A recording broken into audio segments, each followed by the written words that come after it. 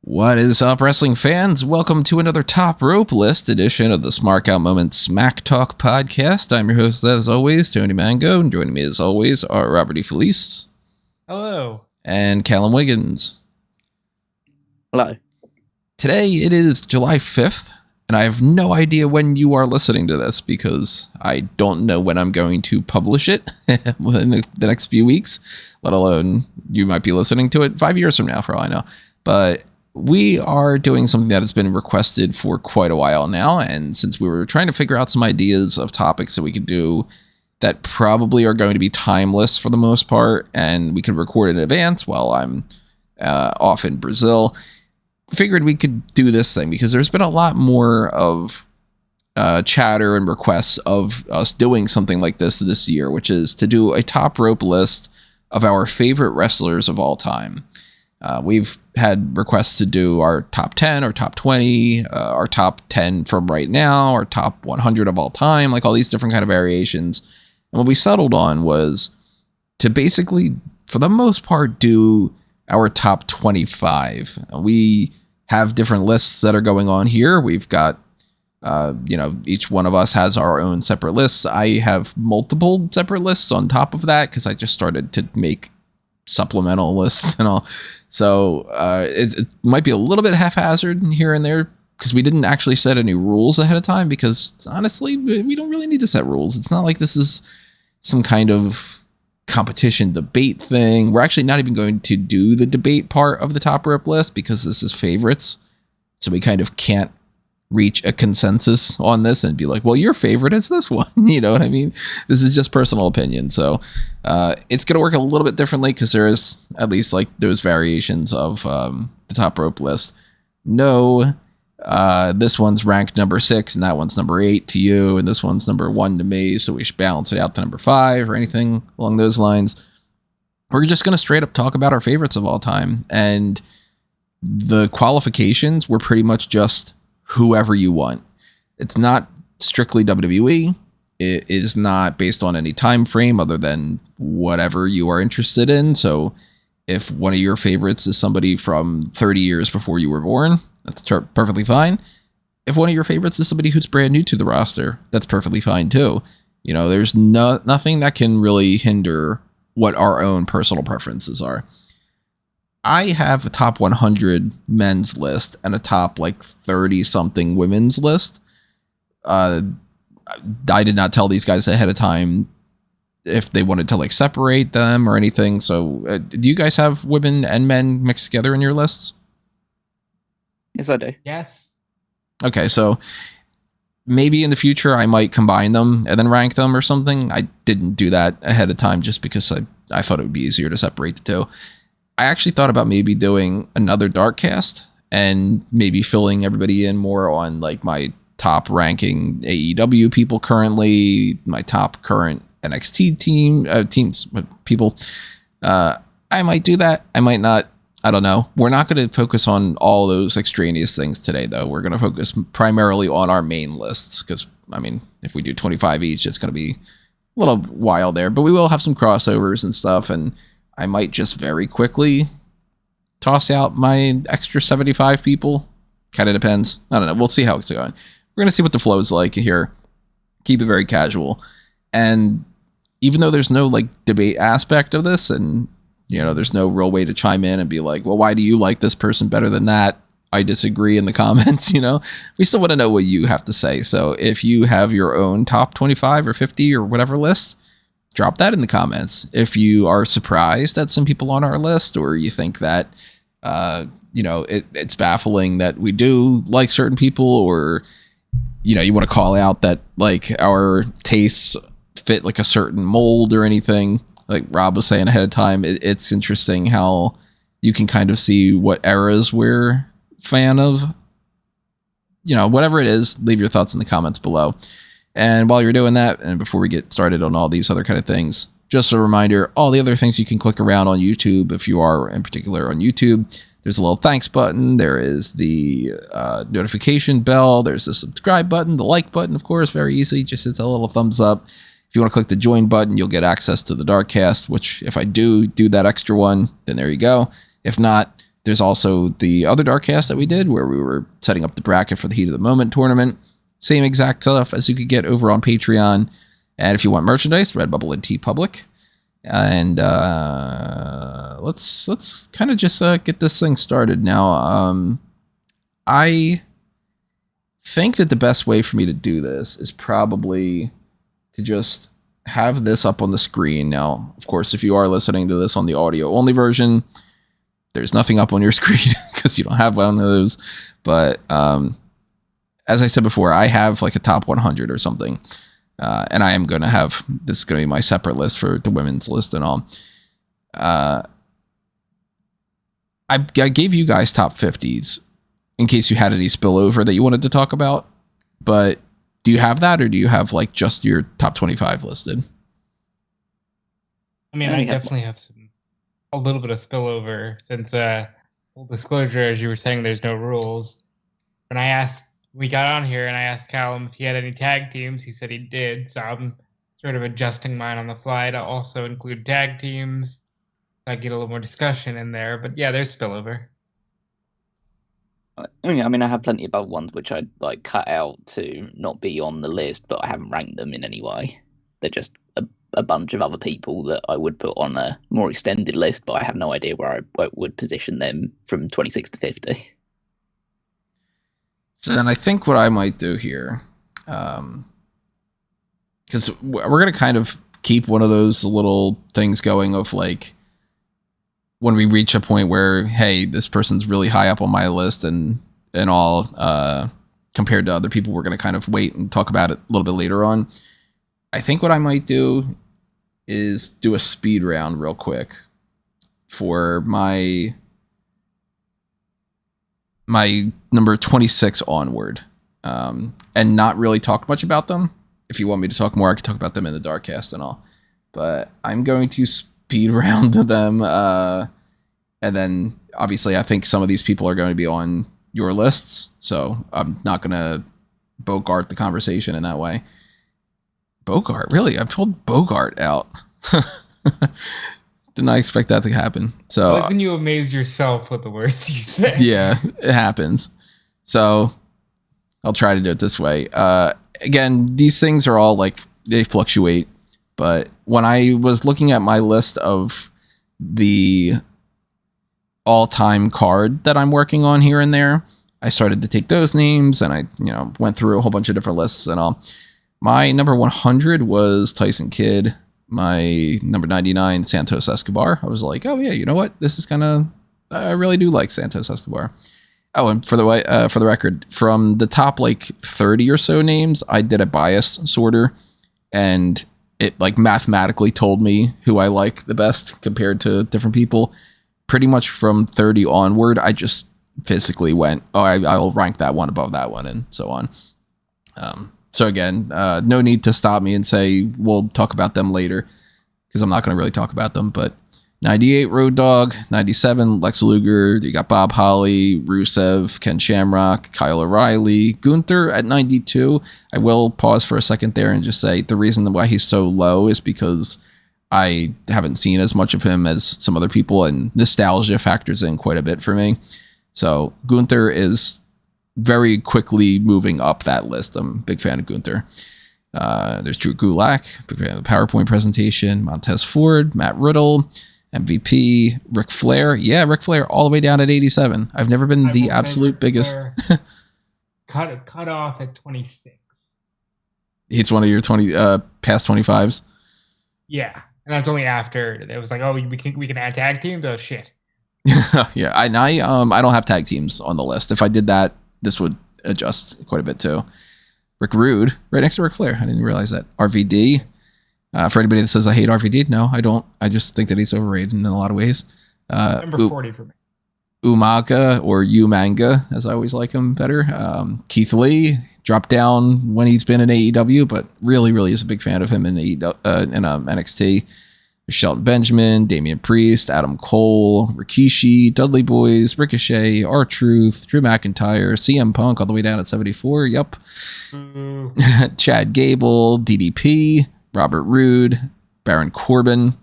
And I know there's some groans right there. Why is Baron Corbin above like Ric Flair? Yeah, well, I like Baron Corbin better. What can I tell you?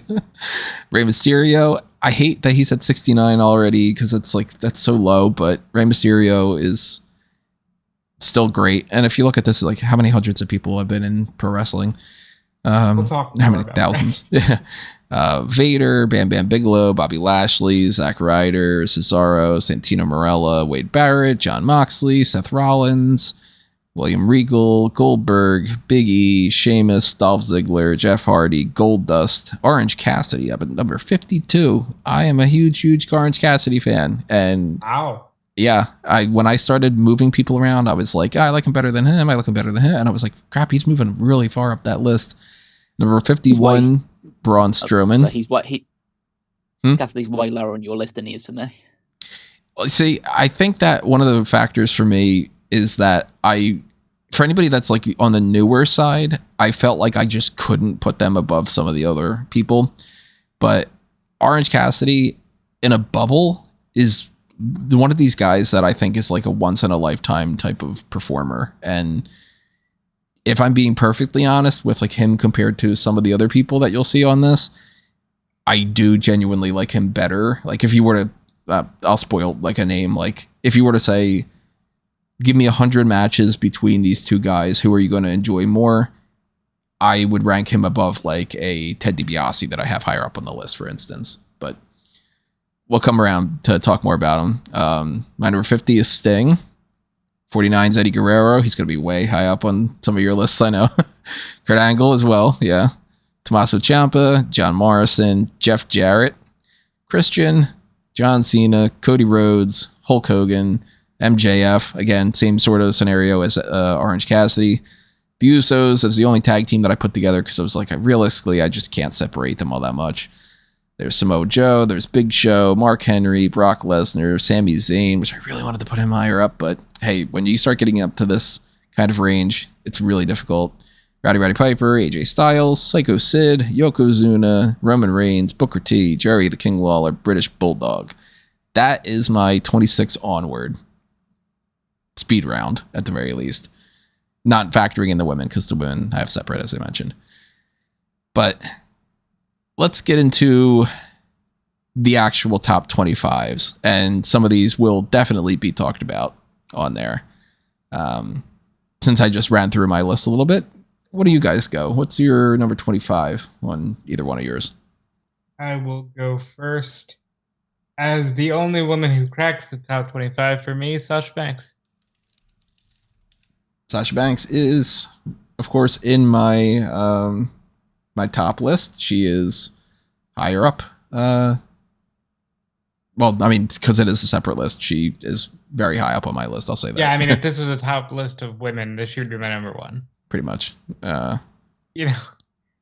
She's watching Sasha Banks and Becky Lynch at NXT TakeOver Unstoppable was the moment I said women's wrestling in the States is going to be okay. And for about 2 years, it was.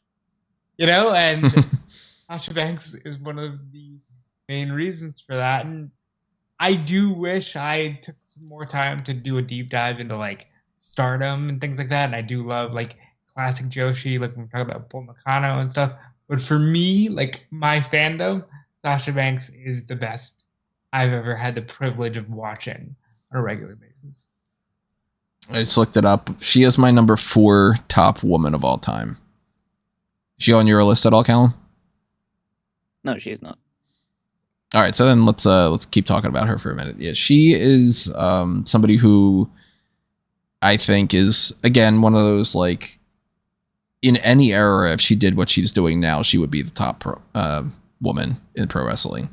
And while I do have 3 people above her, I think that the 3 people make sense. Like, I don't think anybody's going to be like, what? You're absolutely insane. Especially because it is like a personal preference type thing. But Sasha is great. She has a great hold of her character. She has put on amazing performances with a lot of different people. And that Bailey and Sasha Banks match you mentioned, that is easily one of my favorite women's matches of all time. To be clear, I mentioned Becky Lynch at Unstoppable, but the Bailey. I thought you mentioned that one. Yeah, I'm blanking out. NXT TakeOver Brooklyn is one of the most iconic matches of all time. I think we're already at a point where like Cora Jade, Roxanne Perez, and all these women that are getting into the industry are like, yeah, that was the match for me. Mm-hmm. That's their Savage Steamboat, or their, their Brett and HBK feud, or like it became like one of those top moments. So major kudos to Sasha Banks. Callum, what's your number 25? Christian Cage. Christian is awesome. Now, Christian Cage more than Christian, or is it not really any separation? Or just saying Christian Cage because that's who he is now. I mean, I would, if I was to list him on here, I would say Christian Cage rather than Christian. But that's understandable. Yeah, I think that he's such a. I mean, everyone talks about what a mind he has for the business and how he would set up his matches so perfectly and he's so intelligent. But it's just the fact that when he turned heel for the first time and all the brattiness that he had that would come out. I mean, when he was with Edge and Christian, like there was like that, not so much cool factor, but that trying to be cool, and then that was just funny, and they were incredibly funny performers.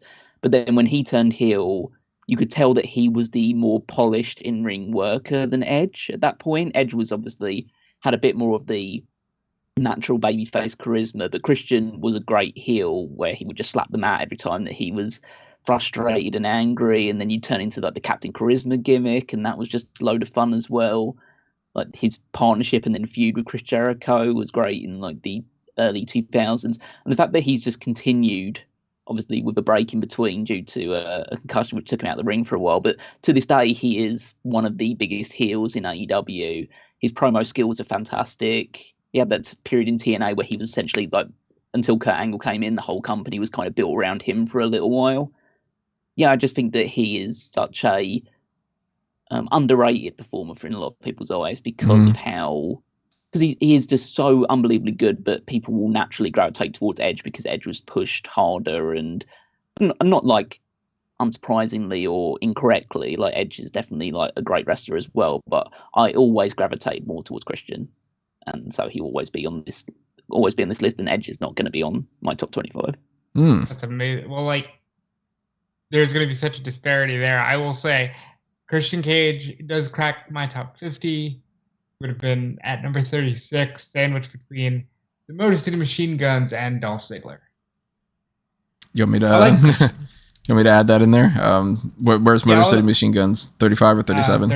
35. Motor City Machine Guns and Dolph Ziggler. I don't know if I'm going to keep these lists or anything for posterity reasons. I might. So if we end up like, if you want to fill out the rest of them or something, I'll give you access to that down the line. But yeah, I mean, if Christian 36 for Rob, 25 for Callum, and 44 for me. I mean, obviously there's a disparity there of like, it shows the 20 kind of things, but like he's there, but he will attract different things. He is somebody who, like, even though I have him at 44, and a lot of this, I feel like it's so close that like on any given day I could just rearrange it. Like really, for the most part, it's like the top like 10 plus that kind of make me go like, all right, well, even some of them can shift a little bit, but like Christian being a 44 for me and AJ Styles being a 32, I could swap them tomorrow.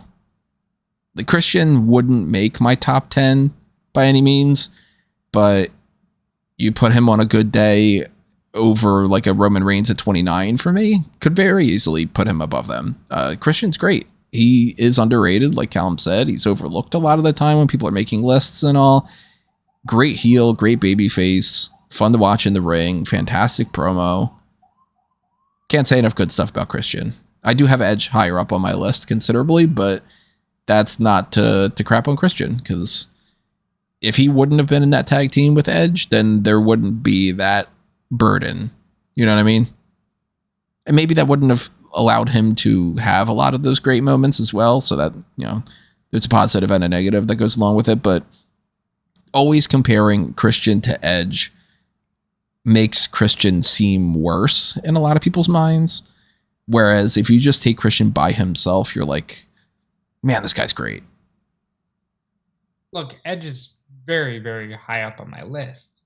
And I would still say that there's great merit to what Callum says about Christian being a more well-rounded performer. Mm-hmm. Yeah. He's better than Edge at some things for sure.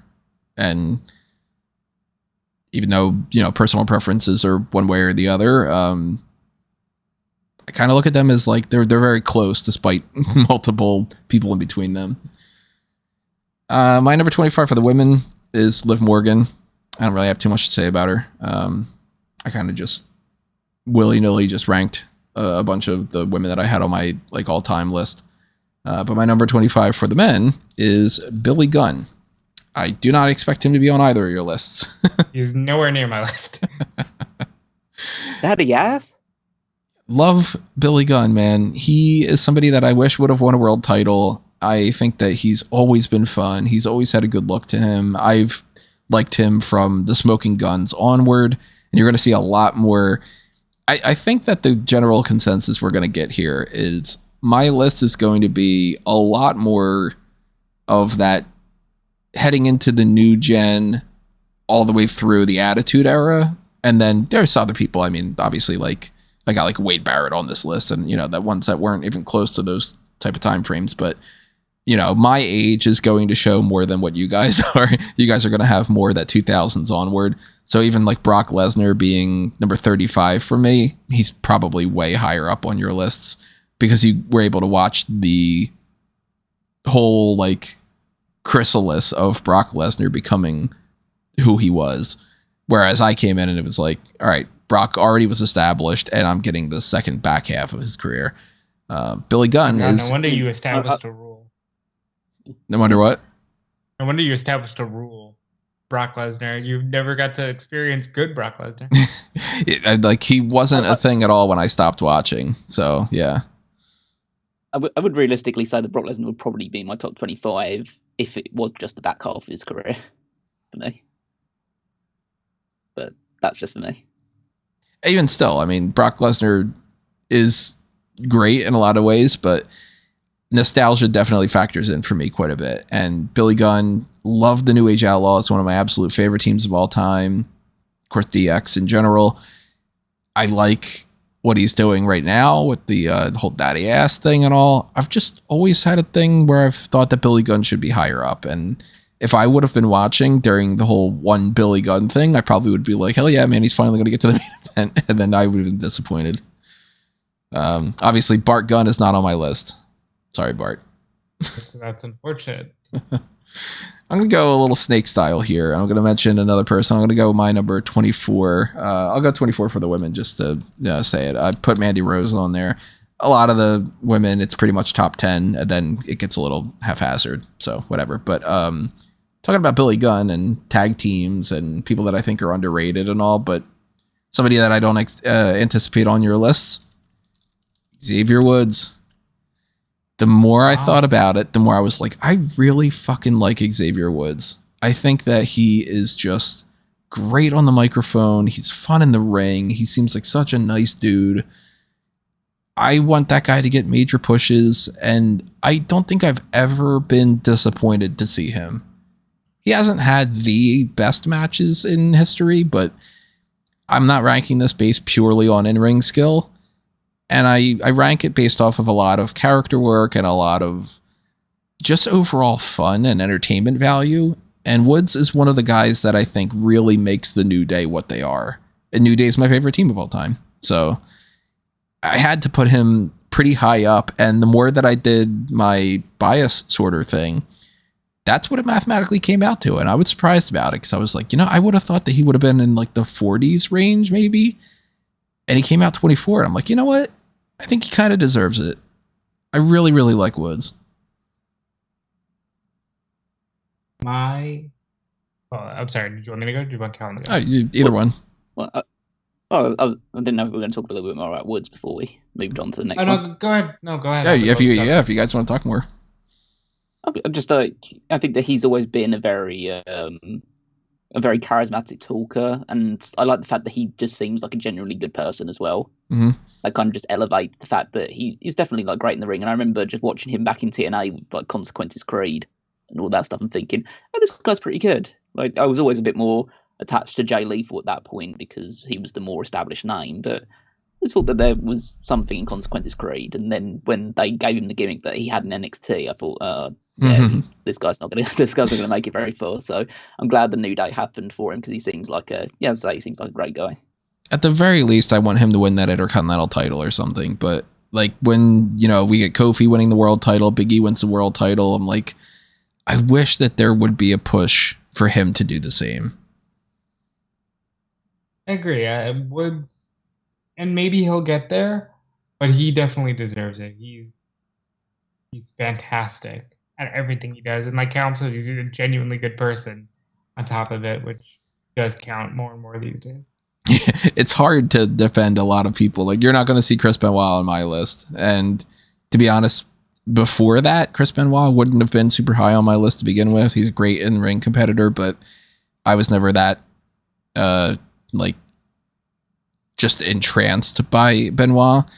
But when people start doing the things that make you go, I can't really support that person themselves, it does hinder them. And Woods is not in that category, thankfully. Yeah. Like for example, just because Tony mentioned him, had he not committed a murder, Benoit would be in the top 10. But Benoit is not on my list because I had to actively be like, I can't sit here and like just giggle over how great he was bell to bell. And that's always going to be the black cloud hanging over his head. You're not just going to be like, tee hee. I would be, like, yeah. Well, 24s. Who wants to go? I'll go because in the same vein as Benoit, my 24 is Rey Mysterio. I think he might be higher up for a Callum, and he would have been higher up for me as well. But the more I just started to think about all of the different wrestlers that have like inspired my fandom, the more he just kind of kept going down. Like he started up high and he kind of kept going a little bit lower and lower and lower. That makes you feel sad, isn't it? Like when you start going through like a guy like a Sami Zayn for me, I was like, Sami's probably going to crack the top 30. And then I'm like, oh man, I really like Yoko. And like, just kind of. Is he higher up on your list, Callum, that it's worth putting a pin in and talking later? He's a few places higher. So depends on if you want to wait or not. We're talking +5? Almost exactly. Well, maybe we'll wait a little bit and talk more about Ray because I didn't really talk about him either. But what's your 24, Callum? Sami Zayn. Sami Zayn. All right. Is he on your list, Rob?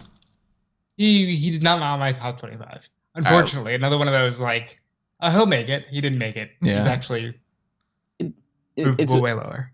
Just as a heads up as well, the reason why he's on the list, and I've moved him around a bit, is that I've taken all the women that are on my list and I've separated them out into a top 10 now. Yeah. Not there were 10 women in my list, but I've just found the 10 women that I'm going to put into this instead.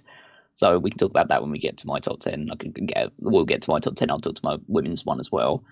But Sami, it was really a lot of the stuff that he did in the past year or so that pushed him over the edge. But just his work in NXT was so great. Like the feud that he had with Cesaro, and then the journey which led to him winning the NXT Championship, the follow-up feud with Owens that then ended it like with a unfortunate long-term injury. But then going from that and then recovering and just being kind of like lost in the shuffle for a while in SmackDown, then he has to turn heel, which at the time I was kind of like, it was one of those moments where it's similar to with Bayley's like, wow, you can't make this guy work as a babyface. What are you doing?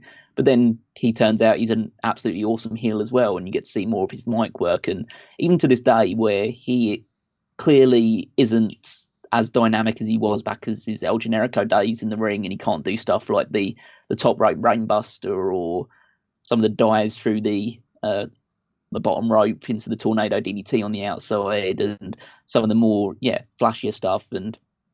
But he still managed to do the best that he can with what he is now. And the fact that he has such a vibrant personality really just makes him such a gravitating performer. And so I just wanted to incorporate him on this. There are a lot of people that I was umming and ahhing about towards the bottom end of this, and but I thought Sammy, especially after the past year, is kind of very high in my estimations.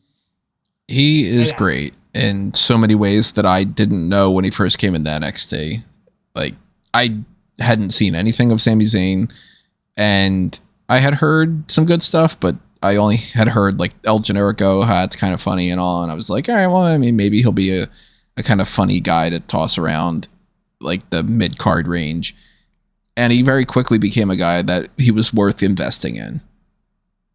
This past year, as you mentioned, really goes to show that this guy deserves a world title. I have no doubt he'll get it now that there are more championships to fight over. I also want to state for the record, I am now crafting a top 10 of women. It's very easy to do because they're your favorites. So, do you want me to move? Sasha and let's move Sasha and put Ric Flair at number 25. Where should I move Sasha? Number 1. Number 1. I'll just put her there because it's a lot easier. I mean, we could, of course, like throw the women into the men's list and then push everybody around, but I feel like it's such a different dynamic. And I also feel a little bit bad when I started to look and I was like, oh, okay, my number 1, I wouldn't put anywhere in the top 25 for the men, kind of. So then it's sort of like, I mean, I would put actually my number 1 in there, but not in the same kind of way. So I was just like, let's give them credit where there's due. For that matter, so you have a top 10 for the women and Callum has the top 10, right? Yep. Okay. Yeah. Okay. So I'm not going to bounce around with those lists as much, but my number 23 for the women, Awesome Kong. Oh, nice. She would way in my top 10. Like, Awesome Kong is great. We'll put a pin in her then. My number 23 for the men, again, another name that I don't expect to have you to have on your lists, X-Pac. X-Pac barely gets the cutoff, but like, I love the Click. That's no secret, but he is not on my top 25. I was a huge 1-2-3 Kid fan back during that era. So he already was like, if I do this top 10, top 25 list or something at different points in my fandom, if you ask me in that if you ask me in that like mid 90s range, like 96 or something, who my top 10 favorites of all time are, he's probably in the top 10 right then. Now, of course, plenty other people have popped up since then, so he moves down the list and all, but I've always liked his in-ring work. I always thought there was just something fun about him. I don't know. And I mean, push comes to shove. If you're going to say, would you rather watch 100 matches of this one person versus this other one?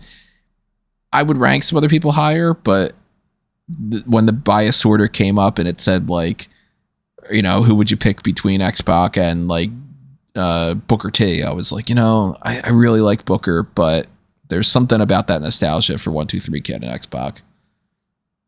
Not too much for me to say. I like X-Pac. Whatever. 23 for Rob or Callum. I will go next. A guy who, again, I thought would be a lot higher. Eddie Guerrero. Ironically, right next to Ray. Mm-hmm. I love Eddie. It's almost like 23 is not a bad number. Eddie is one of my favorites all time, shaped how I view the industry. But I just couldn't do it. Couldn't put him any higher. What's the Eddie Guerrero ranking for you, Callum? Should we wait? I mean, that's quite a long gap, I'd say. Okay, we'll wait on him a little bit. What's your 23? Rob Van Dam. Rob Van Dam. Already mentioned that he's lower on my list. Is he on your list, Rob? He is number Didn't hear what you said. 40. 40. Okay. So let's talk about him here. Go ahead. I think that there's something about watching old Rob Van Dam clips from ECW, like when he was breaking in there. The fact that there's nobody like him. Like, he was an absolute phenomenon, both just with his athleticism and gymnastic capability, flexibility, high flying, but also the fact that he was stronger than most of the people that he was fighting as well, and he would just be lifting people miles up into the air, throwing them around the place as well. He was just, as a combination, I think the most complete wrestler I'd ever seen at that point. And yeah, he was a bit sloppy, and yeah, he wasn't like the greatest, most dynamic promo of all time, but he was cool. And I think that there was always that part of me that wanted him to be the world champion in WWE, and it eventually happened. And ECW One Night Stand, obviously I know this was the second one that he won it, but those two pay-per-views are two of my favourite pay-per-views of all time. And to see it, the second one round off of him beating Cena, who I was on the definitely on the backswing with Cena at that point in time. Just to see him get the victory and be the top guy, and him winning Money in the Bank and his multiple Intercontinental title reigns. I just think that he is a formative and integral person in the development to what modern wrestling is nowadays. And I would like to credit him for a lot of that. I agree with everything you just said. He's fantastic. He's really one of somebody. He really is. He is one of a kind. He's someone who you plug him in now, man, and he's world champion easy. And like you said, he just shaped so much of the way wrestling is today. And I think in some ways he kind of didn't get enough of his just dessert. He is somebody that I think is very much, if you are watching during his heyday, I feel like he becomes one of your top favorites. Because it seems across the board, everybody that I know that was like watching when he was at the very, very top, that they really love Rob Van Dam. For me, my first exposure to him was just him as part of ECW, where I was like, man, this guy's kind of fun, but nothing too stand out. And then when I come back into pro wrestling, Rob Van Dam's on his kind of like things are like teetering, you know, because that was like that 2006, 2007 range or whatever. So that sort of gets pushed aside a little bit. And then I had seen so much of people just acting like he was the greatest thing that ever happened in pro wrestling. It transformed my opinion about him. And that's why I always say that, like, all right, I like Rob Van Dam, but he's overrated by a lot of people, because to me, I would much rather watch some other people just from the nostalgia angle or like an in-ring thing. Like, I put like an AJ Styles over Rob Van Dam, but I totally don't want to dismiss that Rob Van Dam's got a lot of positives to him, and he's got that cool factor. And I think if I had just been watching during then, my appreciation for RVD would be higher. It goes to show we can see by the end of this list, I'm sure we're going to see a lot of the decade type of disparity. So obviously he is lower on my list, but kudos to RBD. My 22 for the women's list. Actually, you know what I think I might do? I might just like speed run this a little bit. Candice LeRae had 22. Higher on my list, in my top 10. I'm gonna speed run through to my top 10, and then we can talk about the other ones. And if we don't, then whatever.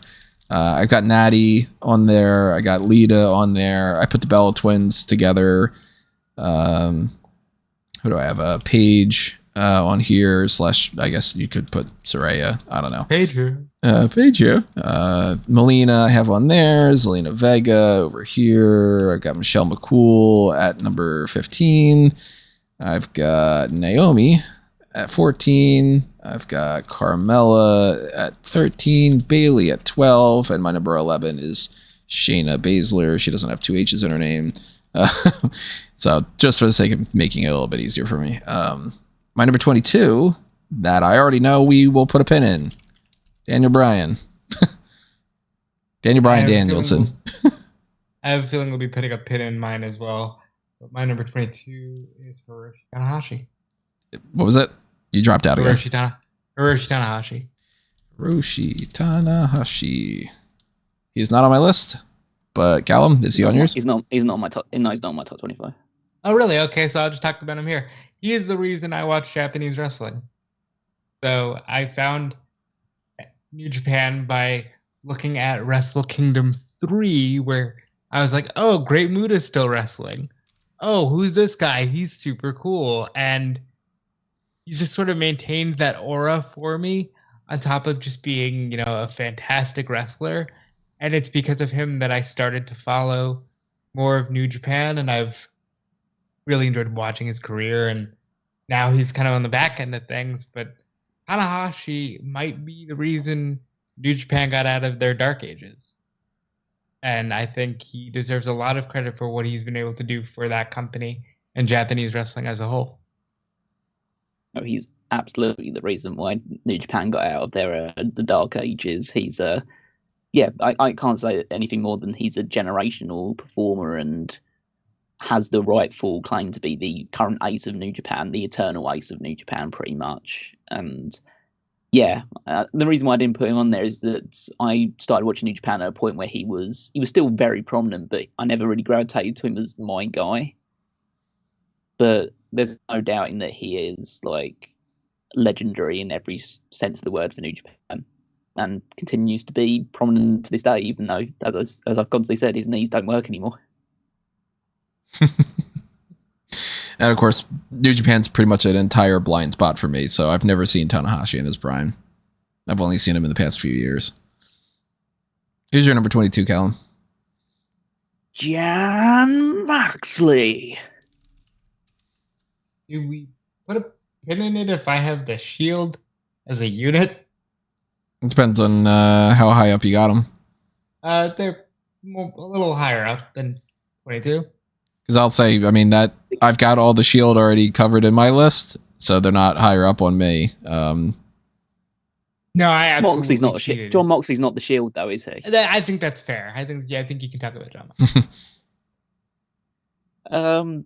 It's just a complete revelation after coming out of WWE. Let's put it this way: he'd be nowhere near my top 50 if this was Dean Ambrose. Yeah, because that guy was like good in the ring and he was fun, but he was wacky and goofy and like crap in a lot of ways.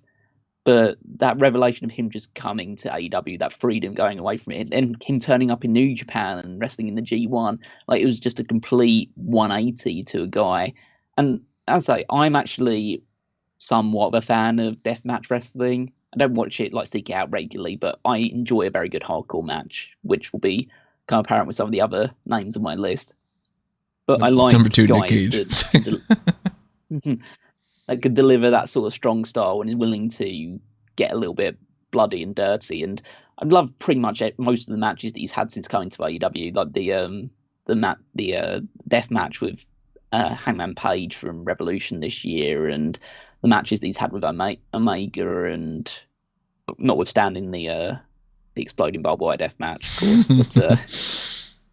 But yeah, I think it's I understand the jokes about how he bleeds when he's walking to the ring and all of that stuff, but the overall presentation is that he's a top guy, and he doesn't give you any impression other than the fact that he is he owns the room as soon as he walks in.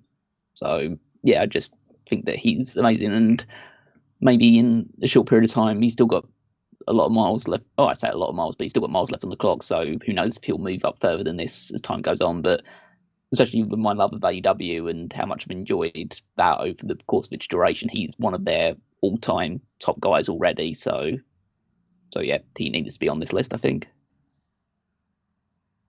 Mox is great. Moxley is great, and even though I can make my own jokes about watching a man who has got to be a billionaire at this point, not a billionaire, but at least a millionaire, going to Japan to be dumped on a board of forks, I admire his love for what he does and the fact that he will still do that shit, even though he doesn't have to. I just don't understand how people are like, I've got all that money. but I really want to have shit to put on top of my head. Because for some people, especially people that have loads of money, money isn't the thing they think about. Yeah, that's true. I just like we all think about money because we need it. Yeah, but he doesn't. I wouldn't want, like, even if I didn't have the money, like now, like when people are like, "Do you want to have all this pain?" I'd be like, "No." But especially if I had, somebody goes, "Hey, I'll give you $50 to punch you in the face," I'd be like, "All right, maybe," because I need the money. But if I don't need the money, I'd be like, "Absolutely not." Like, we'll likely never be in that position. We've never been in that position where who knows the adrenaline rush you get on top of all of what's happening. So I just think it's amazing. And like Callum said, I think he's done so much for wrestling since leaving WWE. But I will eventually make the case that WWE run wasn't that bad. I think Moxley definitely trumps Dean Ambrose. Like, in the grand scheme, sure. Yeah. Absolutely. And I think that's why I have him down as John Moxley on this list. I don't remember where I have him on there. I don't know, but I think I do. I don't think we're gonna have anybody else have him higher on this list. But I'm gonna mention my number 21, which I was surprised when I did the bias order because I thought that he would be lower. Johnny Gargano. Because to me, I was like, I mean, he's kind of just in the Daniel Bryan category. I would think I would have put him higher or lower than Daniel Bryan at the very least, but for some reason the math worked out that way. I think that I had picked Bryan over Gargano on the bias order, so I don't know how that works, but I don't run algorithms. So, do you guys have him on your list? He's not on my list. I love Johnny Gargano, but he's not on my list. Yeah, he's not on my top 25 at least. So let's talk about him. Gargano is in many ways the next Daniel Bryan in my mind. They haven't pulled the trigger on that quite yet in any fashion. I'm getting a little concerned that they might not, but he is somebody that from the very first matches that he had in NXT and the whole Cruiserweight Classic and all, I immediately liked him. And when he started to actually get some steam with Tommaso Ciampa and teaming up, and they've put on such great matches, those two together, not only as a tag team but against each other. And that black and gold era of NXT, Gargano, Ciampa, Velveteen Dream, yada yada, problematic, Adam Cole, the whole Undisputed era. You got American Alpha and FTR, and these great performers together. The one that stood out the most to me all the time that I would never be disappointed in one of his matches was Gargano. Yeah, he's fantastic. I think the fact that NXT in their era ended up just sort of being a brand of its own, and they didn't really call any of the significant names up until after that brand was dead, buried, I think makes it a little more special. Their time there a little more special.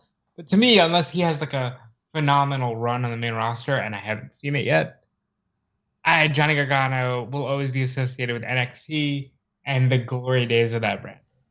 Yeah. He's still got some upward momentum he needs to capitalize on. So hopefully in the future, maybe he goes higher up on your lists. Maybe we've got more that we can talk about as far as accolades and all, but shout out to Gargano. Rob, who you got at 21?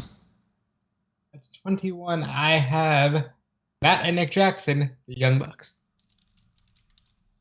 I totally forgot about putting the Young Bucks anywhere on my list. I don't know where I would have put them, but definitely not in my 20, not in my 25 at the very least. We can hold him for a little while. Yeah, okay. That's Hold on.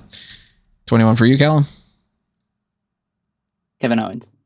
Let me double check where I've got him on my list because I do have him. Let's put a pin in him. Yeah, I thought this was the one that you're gonna wait on a bit. Wow, he doesn't make my top 25, and I will say I'm shocked, but I guess that's the way it makes out sometimes. My number 20, Kofi Kingston. Well, disclosure, New Day guys are not on mine. I've got no New Day guys on mine, yeah. My number 20 is somebody who I thought would be the top 10. Oh, not going to talk about Kofi then? Not going to talk about Yeah, if I group them all together, it would probably make more sense. So what I probably should do is just put the New Day over here, there, and then I should probably just bump up Xavier Woods from that list and bump Big E off of there. Where do I have Big E? I have Big E somewhere in here. 70 something. 70 57. 57. So I'll add 2 more people to that list at some point or whatever, and I guess I'll put British Bulldog there at number 25. Sure, why not? Solid. But the New Day, I put Kofi the highest of the 3 because I was enjoying Kofi a lot before the New Day even happened. New Day is just my favorite team of all time at this point, and Kofi is somebody that when he first popped up at NXT, or no, in ECW it was, right? Yes. That was during the ECW time frame. As the whole Jamaican character and all, I liked him from the start. I was immediately thinking, okay, I want this guy to be in that Intercontinental title range at some point. When he won that, very happy about that. Got to see him feud with a lot of good people from different eras because he's, been in the ring with people like a Chris Jericho. He's been in the ring with the newer people now. He always puts on a good performance, and he's been able to show a lot of character over the years to be like a serious guy, but also be a goofy guy. I like him best when he's goofy, but with an ability to be taken seriously. So it was awesome to see him win the championship at WrestleMania. That was something that I thought was like out of his range, that they just were never going to pull the trigger on him.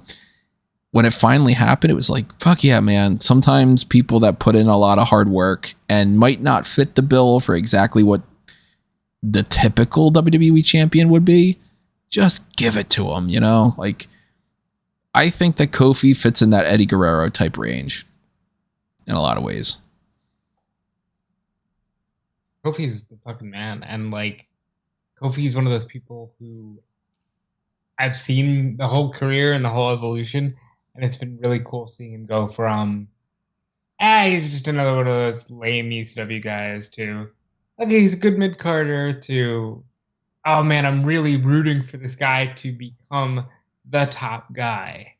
And he created something with the New Day that I think they'll be, always seen as one of the greatest tag teams of all time for a certain generation. And it's really cool to see perseverance win the day.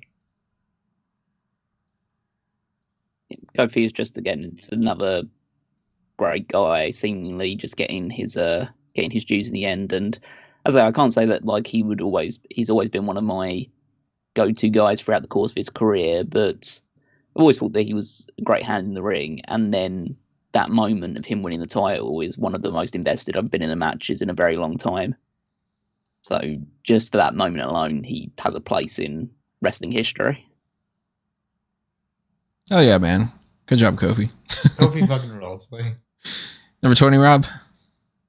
We're going to put a pin in it, I'm pretty sure, but Razor Ramon. Yep. We can wait a little bit.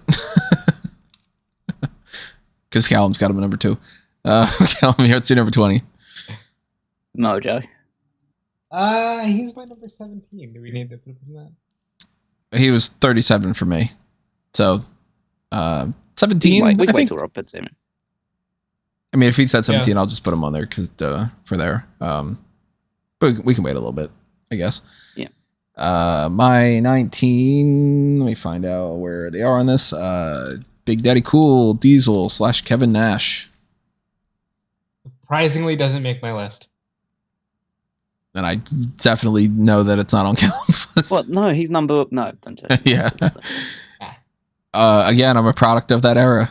I was watching when he was the heel Diesel teaming up with Shawn Michaels. I watched him turn into a babyface. I watched him become the champion. I watched him be the other back half of the Outsiders, turning into the NWO. I thought that the Wolfpack was cool.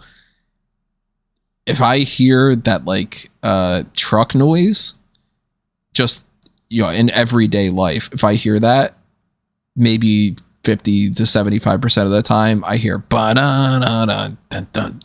after it in my head.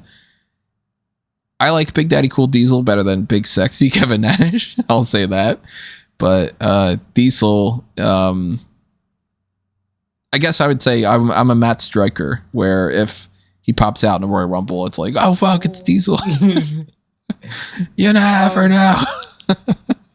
Diesel is, and specifically for me too, it's also more Diesel era, and then like that first year of the NWO for Nash.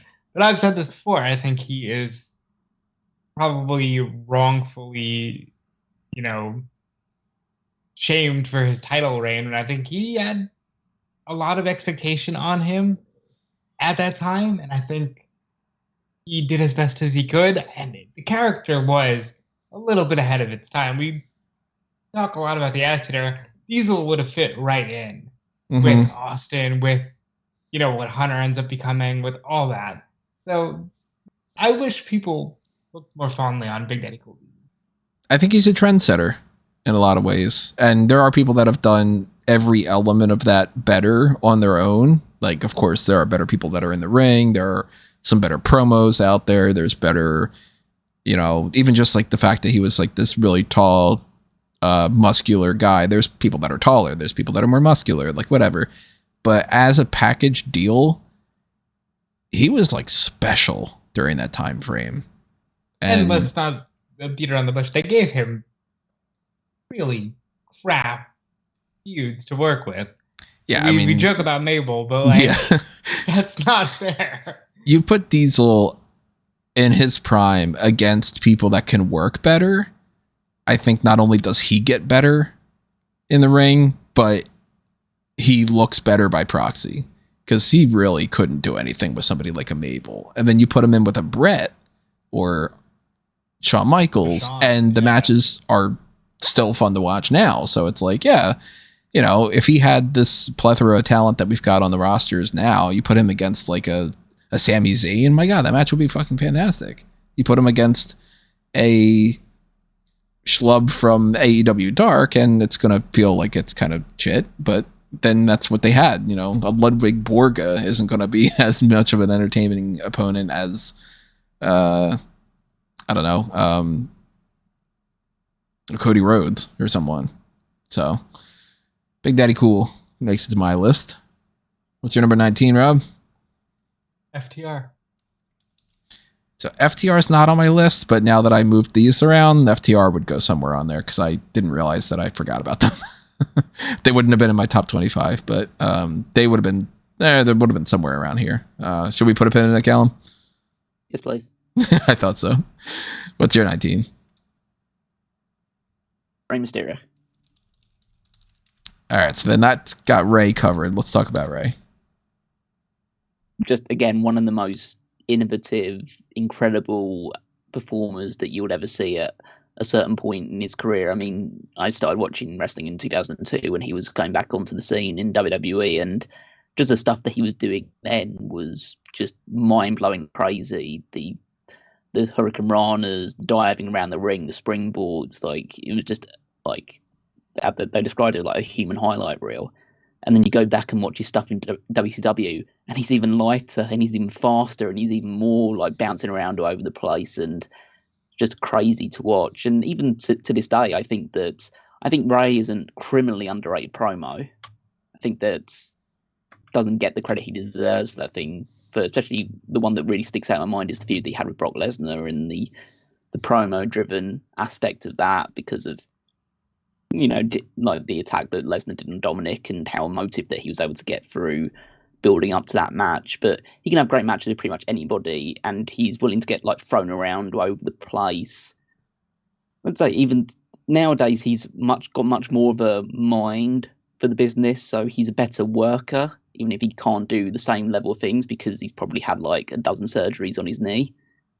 But yeah, just going from like seeing that evolution from being a guy that was producing some of the most innovative and crazy matches that you would ever see in the mid to late 90s and early 2000s, to being a guy who still pulls out some cool looking spots, but is now just more of a performance driven like character worker, but still can pull out some of the best matches and still is probably one of the best workers on WWE nowadays. I think that that legacy and that endurance is absolutely remarkable. It's worth noting that a reminder to everybody that's out there, these are our top favorites, as opposed to who we think are the top best, or that we think are the greatest of any particular category or Mount Rushmore types or anything. Because even though I've got Ray much lower than number 19 or number 24, you cannot deny Ray is at least somewhere in that top 10 most influential wrestlers of all time. If you go back to watch like an old WCW match that he would have back when he first started, they don't even know what the fuck to do calling his matches, because he's doing things that they've never seen before. So they're just like, I don't know what that is. We'll figure out the name of that later on. Like the Hurricanranas alone were something that the only context they had for it was to call it a Frankensteiner. And he's doing it in a completely different way. He is flipping around the ring like he weighs, a pound and a half. Like somebody's just quite literally throwing a broom around, the whole expression, they could wrestle a broom and whatever. Ray, of course, majorly popular for his mask and the character and like how colorful his outfits are and all.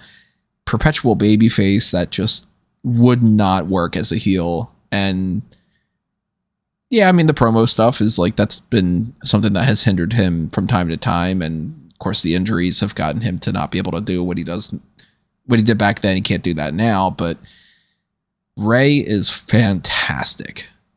Absolutely fantastic.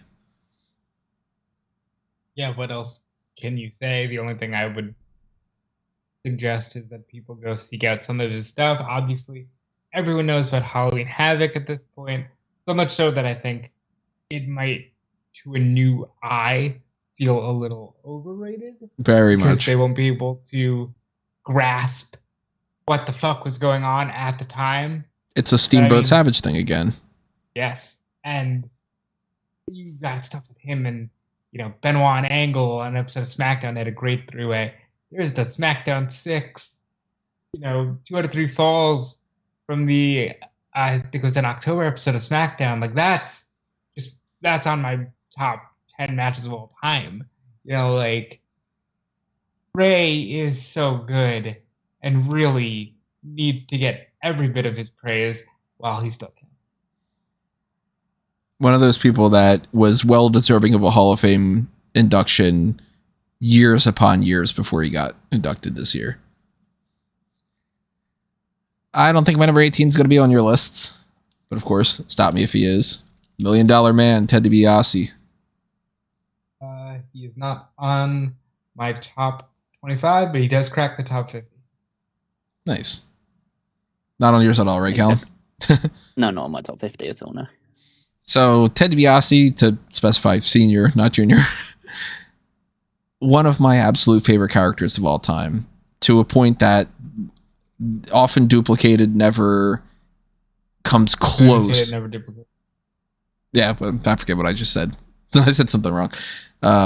He is somebody that is majorly influential in pro wrestling and all that. And again, of course, this isn't just talking about like, the best and most influential and all, but I love that character so much that even if I can't tell you 10 amazing Ted DiBiase matches, just as a manager, I was enthralled by him. And he's got one of my absolute favorite moments in pro wrestling history with the dribbling the basketball and Sean. That's one of my go-tos, that if I were to explain to people what do I like about like heels in pro wrestling, that's probably the major clip that I would show more than anything else. Yeah, it's so fucking good. We didn't make it 15. But his character is fantastic. He was just a dynamic character when a lot of people were bland as all hell. And he was fun to watch in the ring, too, for that time frame. And obviously, he can't hold a candle in the ring to somebody that's like a modern wrestler. Like, you put him side by side and with somebody flipping around like a Ricochet, and you're going to be like, all right, Ricochet's the more quote unquote entertaining in-ring performer, but Ted DiBiase understood psychology very well. And yeah, I don't know what else I could say. Ted DiBiase, man, $1 billion man. He's the perfect character for that era. He was the focal point of an entire build to WrestleMania. And he was someone who didn't even need to face Hogan in the main event to be in the main event of WrestleMania. That is peak 1980s cheesy goodness in wrestling. And he had the $1 million belt. And I think he is one of the definitive characters of a certain era. And on top of that, he was a really good wrestler, which does not get the focal point when you're so focused on the character aspect. He was the guy you put in there with Brett when Brett was, climbing through the ranks, because, he can have a good match. I think DiBiase, we've talked about it before, but in another era with his brand splits and 12 pay-per-views a year, he would have been world champion. Multiple times, I think. He's very good. And I've wanted to do this thing for a little while. We might do it at some point this year. Maybe we'll have to wait until next year. I don't know. But I've wanted to do kind of a top rope list, kind of a Mount Rushmore. I don't really know how to format it, but the idea of we need to sort out the number one of each type of gimmick, where it would be like, not to spoil it too much, but like, all right, there's been lots of that dark, mysterious, wizardy type of character, like Papa Shango and a boogeyman and whatever. And it'd be like, all right, well, Undertaker's the top of that. And who's the cocky heel who acts like, the I'm super attractive and all the women want me type of thing, like a Rick Rude or, whatever. And then there's the big monster and there's, all these things. Ted DiBiase is that rich character. Screw your Absolutely. JBLs, screw your Alberto Del Rios, all those. It's Ted DiBiase more than anybody else. So what's your 18, Rob? My number 18, probably putting a pin in it, Brock Lesnar. Depends on Callum. Yes, please. I like that there's a lot of Rob's list that are just moving higher up on Callum's. What's your 18, Callum? One that definitely won't be on anybody else's list. Tomohiro Ishii. So if number 7, no. No, Ishii is not on mine. I do have some Japanese names that barely missed the cut. He's my guy. He's my New Japan guy. Like there's someone else on this list that or several other people on this list that are New Japan talents that are going to be higher up just because I think that they're just absolutely generational talents. But Tomohiro Ishii has always been that guy that I knew was never going to be the world champion, and I don't care because I just watch him and I'm always just clinging on to that hope that one day they decide, oh fuck it, we've given it to worse guys than him. Let's just give him the belt for a couple of months or whatever and see what happens. But he's just such an incredible performer. That whole Stone Pitbull gimmick and the ability that he's essentially the wrestling equivalent of using the Pokemon move Bide. Where you just that's a good way to put it. Where you just hit him constantly and he absorbs everything and then he just hits you back even harder. Yeah, that's his. You can tell the formula of all of his matches pretty much from the get-go. But I love the fact that he brings out with any type of opponent he's facing. It's not just a wrestling match, and you're not just trying to win. When you're facing Tomohiro Ishii, it's about proving that you're tough enough to withstand him. And so that's kind of the thing that I really like about it more. And some of his like great matches, like that massive feud with Shibata that immediately stands out over the Never Openweight Championship, but. Like that, the finals of the first to crown the first New Japan US champion between him and Kenny Omega was a great match. His G1 match with Moxley and that recent match that he had with Moxley on Dynamite as well, which he's just such a brilliant wrestler. And yeah, I've been fortunate enough to see him perform live, and I would look forward to doing so again. Hopefully, when New Japan comes back to the UK sometime soon.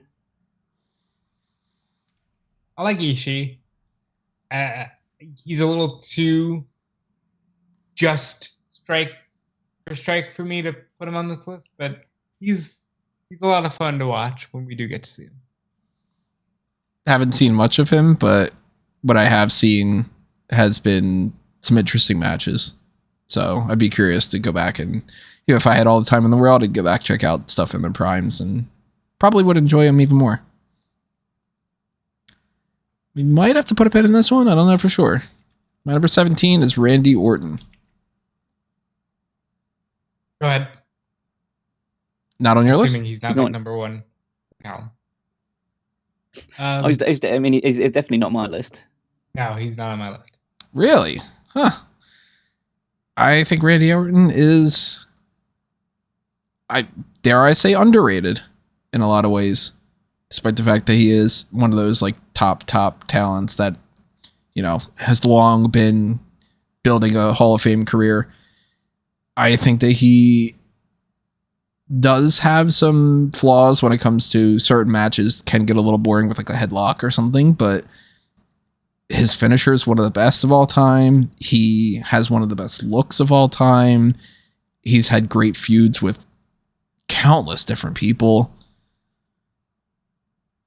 I don't really know what to say about Orton that we haven't talked about over the past 10 plus years of doing podcasts about it. Randy Orton is fucking phenomenal.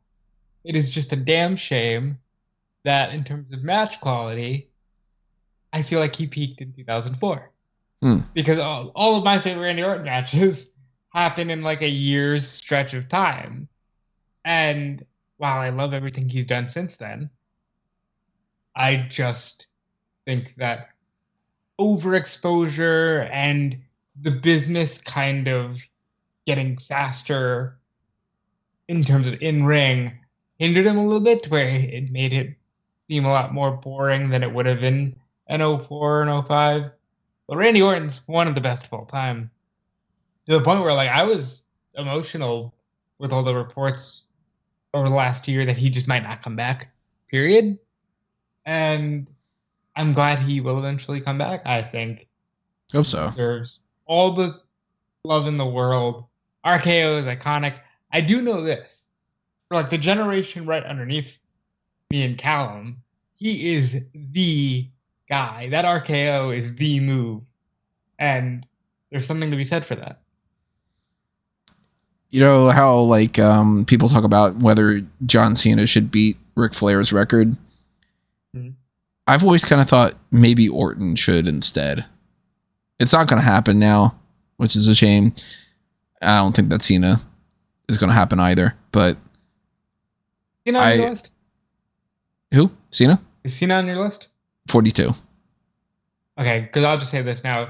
Randy and Cena are 29 and 30 for me, with Randy being above Cena. Cena on your list, Callum? Not my top 25, no. Yeah, I was just talking about it. I didn't think so, but I don't know. There might be some surprises here. So your 17, Rob, was Samoa Joe, and yes, that means that we've got him covered, so we should kind of finish talking about him. Samoa Joe is the fucking best version of a professional wrestler for that time, and even for today. I wish Joe was as healthy as he was like 10 years ago right now, so he could take the whole fucking industry by storm again. Mm-hmm. Samoa Joe is so good. Doesn't matter if he's wrestling AJ or Brock or Daniels or Danielson or Punk. Samoa Joe makes it work, and I think that, unfortunately we just didn't get to see the best of him on the grandest stage, because that dude deserved a 30-minute WrestleMania main event. That dude deserved a world title. Undertaker. For sure. Oh, absolutely. Samoa Joe versus Undertaker is definitely on that list of, damn, I wish we could have gotten that. Samoa Joe is so good. There's never been like a guy who exudes that physical presence as much. I mean, there are others that have a similar thing, but just in his inimitable style, like Joe's physicality and his presence, and the fact that he would just, he'd walk in and he'd own the ring and he would beat the shit out of anyone that he's fighting. But yeah, and that's like stretching all the way back to Ring of Honor and early days in Impact, where he was just a dominant, monstrous force, and like his feud with Kurt Angle in Impact is like one of the big things that attracted me to Impact in the first place. And then, yeah, even like through NXT and then into WWE and now in AEW, he clearly can't move and do the same stuff that he used to do. But just his mere size, and he do hit all his big spots, and just the presence he has, it's just like you just think that he's an absolute monster. And yeah, I would not be remiss of a final run with the Ring of Honor World Championship at the very least. I think it's unfortunate that, everybody wasn't tip-top health, because even the run he had where he would have been Triple H's right hand of destruction, like those two characters together, that's stuff that my dreams are made of. Like, Joe, really, for me, made me excited about work rate at a time when I was like 10, 11 years old. Like, you got really excited just to see, oh, he's going to have a good match. Oh, Kurt Angle's in TNA. They're going to have one of those Savage Steamboat level matches where the game changes. Just tremendous. He's a phenomenal pro wrestler. If we could have gotten Prime Joe against Prime Triple H, Prime Joe against Prime John Cena, you just mentioned Joe Taker. There are so many people. Randy. Joe Randy, in their primes. Yeah, like Prime Joe against a litany of other people would Shawn be Michaels. One of the, oh my God, would have been fantastic. Yeah. Razor Ramon. I mean, you could just keep going and going and going. Like, he has such a good variety of being able to work with people in the ring. It's a damn shame that he didn't end up being a bigger deal during different time frames. Cause yeah, I've never minced words. I never liked TNA at any moment, really. But Joe was always somebody that I was like, damn, I wish that they would just pick him up. Like, just take him out of Impact along with like just a few other people. It was mostly like Styles, Joe, Rude, a handful here and there, where I was just like, man, Motor City Machine Guns would be so much better in WWE. Oh man, whatever. And Joe was one of those top guys that I was like, I just want him to move over to WWE already. They waited too long. And of course the injury screwed him over a little bit more, and hopefully we get some more out of him because Joe's great. They waited too long, but I will never take for granted what we actually got, because even what we got was pretty good. Caesar 17, Callum. One that I'm pretty sure we're going to be putting a pin in, but Mick Foley. Yep. Put a pin in that. Yeah, we're going to put a pin in it for sure. My 16, not on your list, so I'm almost positive. Mr. Perfect. I did put him, he was number 39 on my list. So He's definitely on my top 25, yeah. But, yeah. He's perfect. Perfect, yeah. Moving on. No, Kurt Hennig, he absolutely should have been world champion. We mentioned the whole like brand split type thing. He would have been a multi-time world champion if they would have had more than just Hulk Hogan that they would have pushed at that time frame. He was better than the era that he was in. He could be put in any company at any point and he would be a top guy, I think. You put him in New Japan even, I think he would be a champion there. I think you put him in AEW, he outshined like a prime Mr. Perfect. If he were to come in now to an AEW, I think people would be lowering other people in the AEW roster to be like, yeah, but Perfect's better than him. I think that he had a lot that he had to live up to with that kind of a character, and he managed to pull it off. I mean, to call yourself Mr. Perfect and to be able to exude that type of performance and confidence and all, and not look like an ass. Like, I mean, obviously the character was an ass.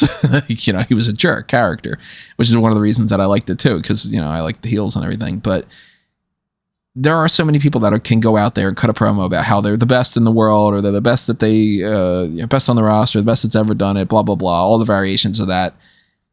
And then you get like a Dolph Ziggler. And look, I like Dolph Ziggler a lot. He's on my top 100 in some fashion. I don't remember where I put him in there. But Ziggler's not perfect. Hennig, his theme song, you know. Perfect was criminally underrated during the time frame where he was still even the top heel. And I perpetually will pick him every opportunity I get when we get to mock drafts. He is always somebody I'm going to put on an all-time card. If I could see him against 30, 40, 50 different people, I would like to see him against every single person in my top 100. But like, you can't give me Mr. Perfect versus almost any of them and not make me think that it's going to be the show stealer match. Perfect against Sami Zayn. My God, how good of a match would that be? Perfect against a John Morrison even.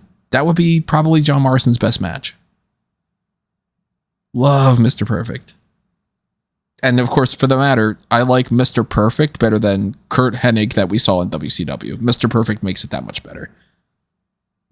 I think, for me, he became one of those people that it was like, I have to seek out his stuff. Like, one of the first matches I ever pirated was Perfect Brett SummerSlam. Because it was just like, that was one of those matches I heard about of being, but that was a really good match. And yeah, again, it would be looked at differently today, but it was so special for that time. And he was so special. And I think you miss out on great promos like him being the champion and saying it's going to be the perfect WrestleMania because he's the world champion. And I don't know, he's just one of those guys where, again, if they had Money in the Bank, if they had all the things they have now, you would have been right there. They dropped the ball with him. It wasn't his fault.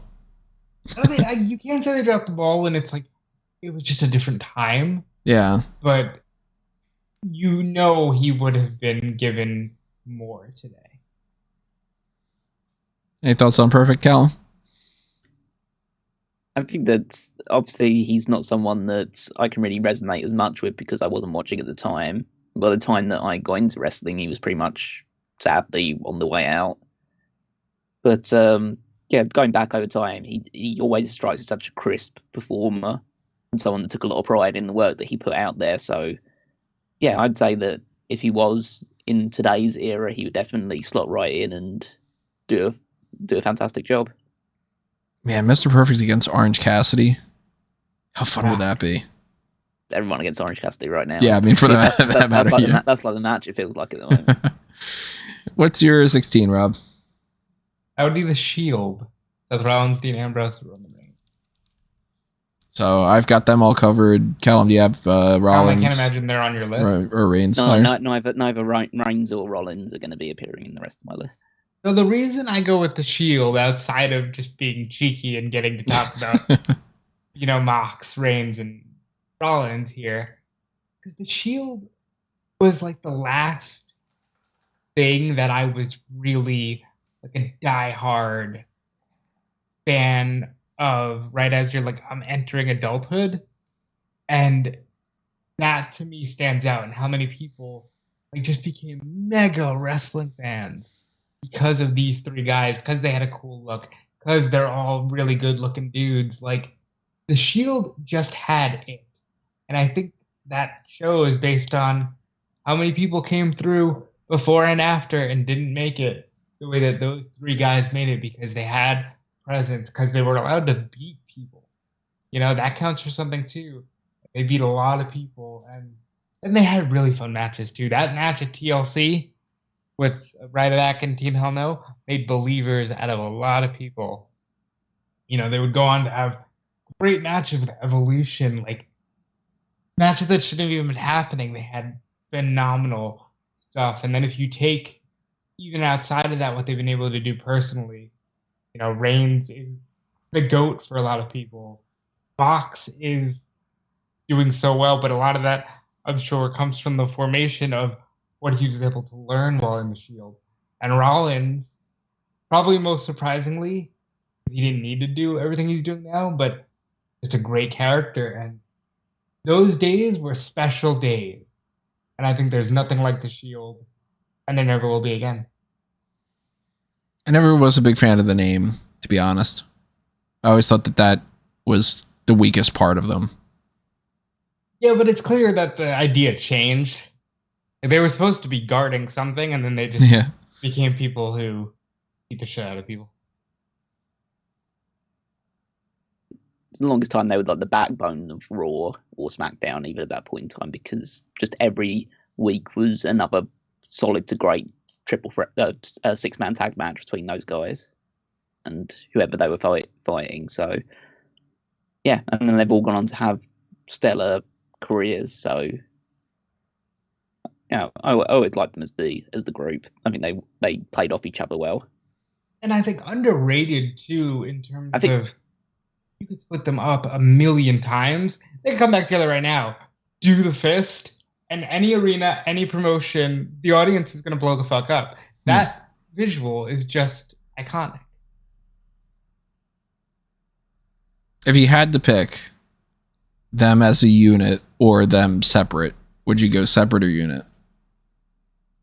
In more recent times, I would say separate.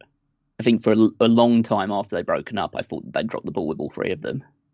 Yeah, I agree. Yeah, just like a Smark's choice where if I don't take them as a unit, they just never were, because in that case, I take them as a unit. I think it would have to be like, do you erase their stuff together and keep their stuff separate and just assume that they worked their way towards that and fill in the blank? Because obviously, if you remove them as a unit, then they, that's the foundation. So you gotta play around with the time stream. I would absolutely take them as a unit because, as Callum said, they did drop the ball. You can say what you want about Roman. Yeah, we finally got there. The fucking Tribal Chief is great. That took way too long. And Ambrose, to the point where people genuinely believe Ambrose's run in WWE was shit. Even though there was all of these great moments along the way. And even Rollins, where people, I think, thought he was overrated for a while. I think I'd take them as a unit. I think the reason why people would say that Ambrose's run in WWE is shit is because he probably the first one to tell you that his run in WWE was shit. I guess that is true. Number 16, Callum? Claudio Castagnoli. Not in my top 25, as I mentioned. I have the Kings of Wrestling at number 34. I get him and Hero, but I don't have Claudio on it. An absolute, just he's Superman pretty much in a wrestling circumstance. Just this unbelievable strength and power and ability he has, but it's matched with this unbelievable athleticism, and he can do so much cool stuff. He can throw anybody around the ring that he wants to. And yeah, he was never pushed to the level that he should have been in WWE. And I now appreciate the fact that he is part of Blackpool Combat Club and is getting the shine that he deserves as Ring of Honor champion as well, admittedly not with sort of the heavy feuds that I would hope for. But I think that he has the great ability to transition between heel and babyface seamlessly. When he's a babyface, he can just pull out some slightly more rapid fire uppercuts and a bit more dynamic moves and do the big swing with the crowd chanting along and everyone gets super excited by it. And then when he's a heel, we can throw in a few submission moves, just outpower people, take things a little bit slower, use the big swing, but stop it as soon as the crowd start getting super into it. He has such again, another great guy with just great in-ring psychology, in-ring IQ, and again, a presence about him. He's so tall, he's so dominant. I think that he definitely should have been a world champion in WWE, and he is a world champion now. I don't think he'll ever reach the top of AEW's ranks. So, I mean, I would be all for it, but I think he's kind of past the peak of his career now, even though the stuff that he's doing is still really good. But I think that, yeah, just some of the most awesome in-ring moments in recent years can be attributed to how good a performer he is. He's the fucking man. He's the one guy who I think we got robbed not seeing him in the ring with Brock. It's crazy that didn't happen, and I mean, we pitched it multiple years of like, it'd be great if they could just turn around Cesaro and Brock Lesnar, but they never saw him in that fashion. And if Triple H would have been able to take charge properly and sooner, I think we would have gotten it. Triple H got him on TV. That's pretty much like widely known that after he did the run with Sammy in NXT, that he made sure he was on every TV. But I wish we could have seen more. So what are we at? We're on 15. And this is somebody that has been brought up before. Kevin Owens for me. Not on my list, so I think we're good. Yep. Owens is a guy that there are very few people that I could say this is applicable to, where I didn't know anything about him. And the very, very first segment that he had, I was like, I fucking like this guy. And he went up from there.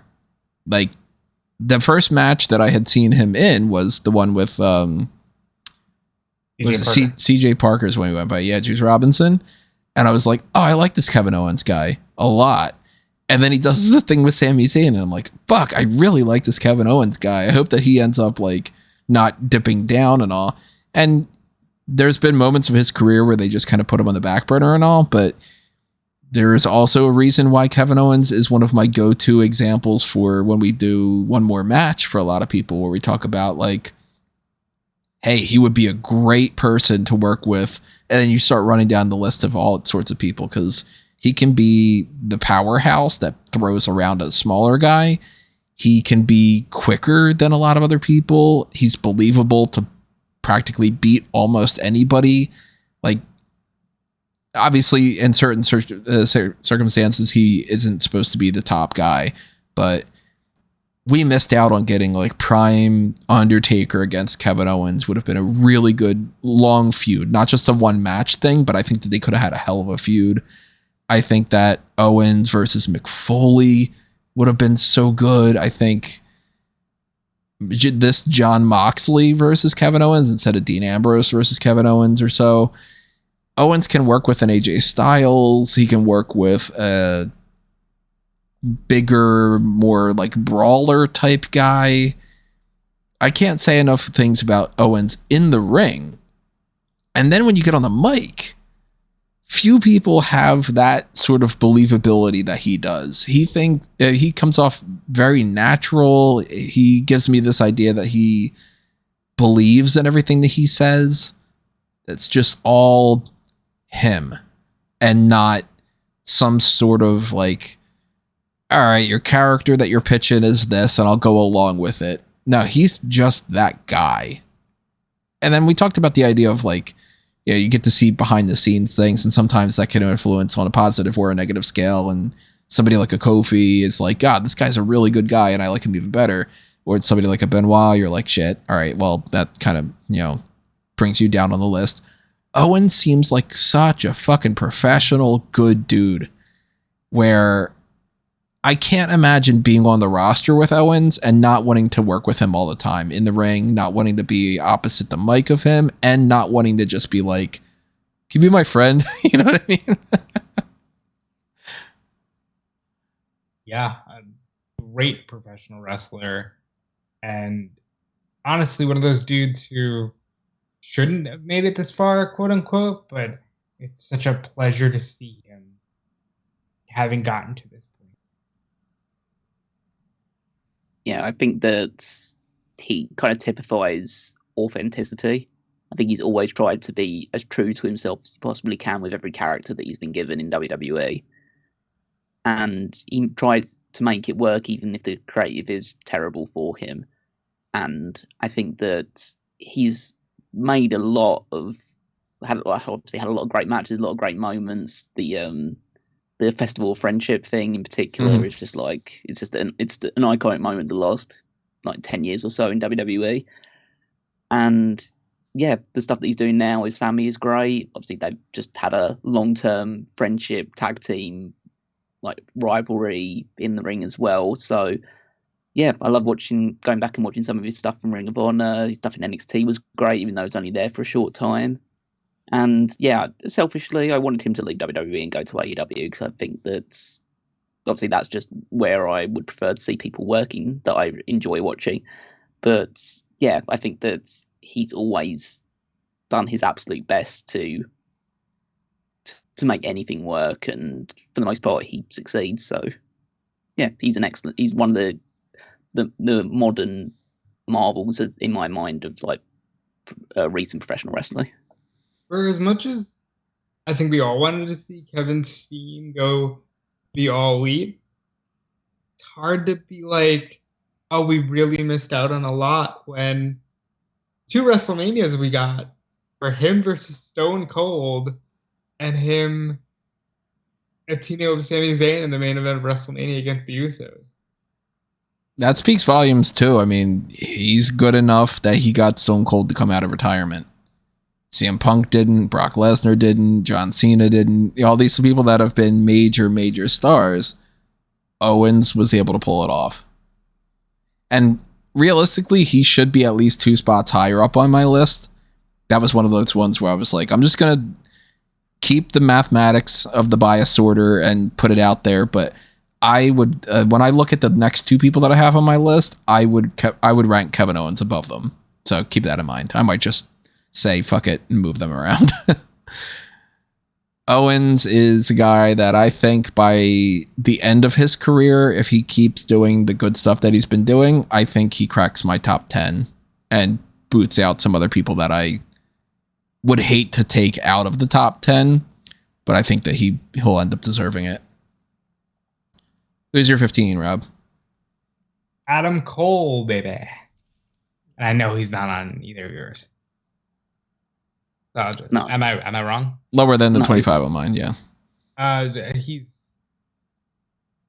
is what I like. If I was to be a wrestler today, I'd probably be a character like Adam Cole. He just has that swagger down. He has all of the moves down, and it's in a presentation that is subtle yet still booming, if that makes sense.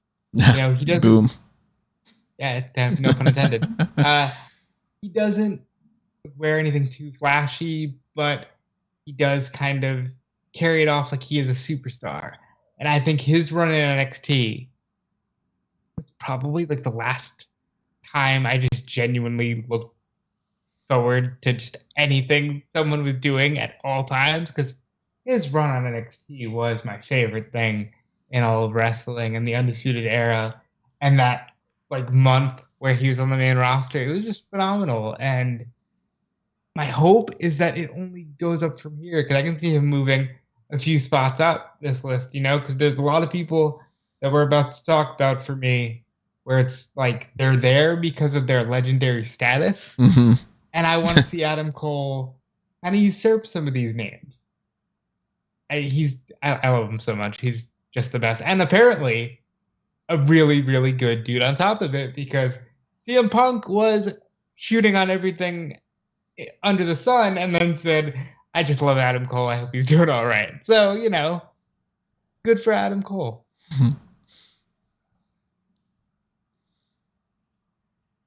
Adam Cole's a guy that I like his NXT work better than his AEW work.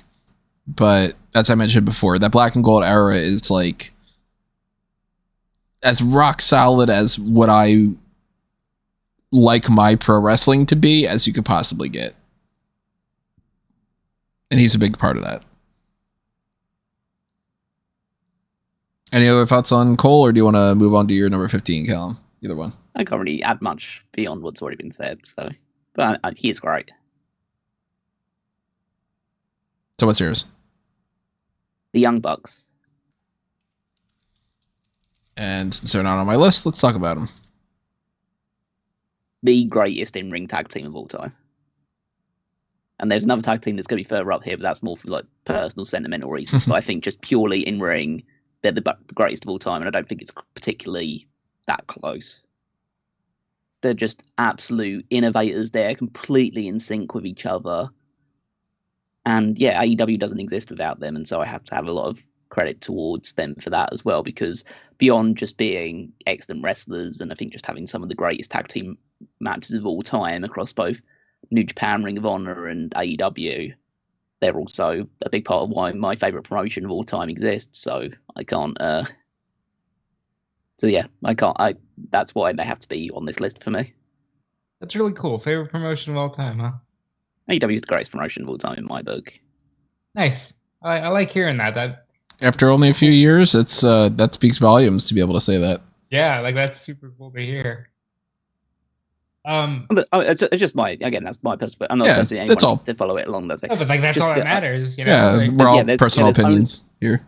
Yeah, it's just I think that it's the embodiment of what I want pro wrestling to be, and I think the Young Bucks are a big part of that as well. And yeah, they do a lot of like the in-joke stuff as well, and yeah, they throw a few super kicks around. But then again, there's a tag team in WWE that seems to only use super kicks at the moment as well. There's also, but yeah, I just think that they are awesome and they're funny as well, and they seem like they're pretty good dudes. CM Punk probably disagrees, but I don't really care what he would have to say about that. I think the Young Bucks are maybe the most influential tag team of the last 30 to 40 years. Hard to sit here and tag team wrestling didn't mean much, and the Young Bucks just went out on these independent shows and they were absolutely stealing it.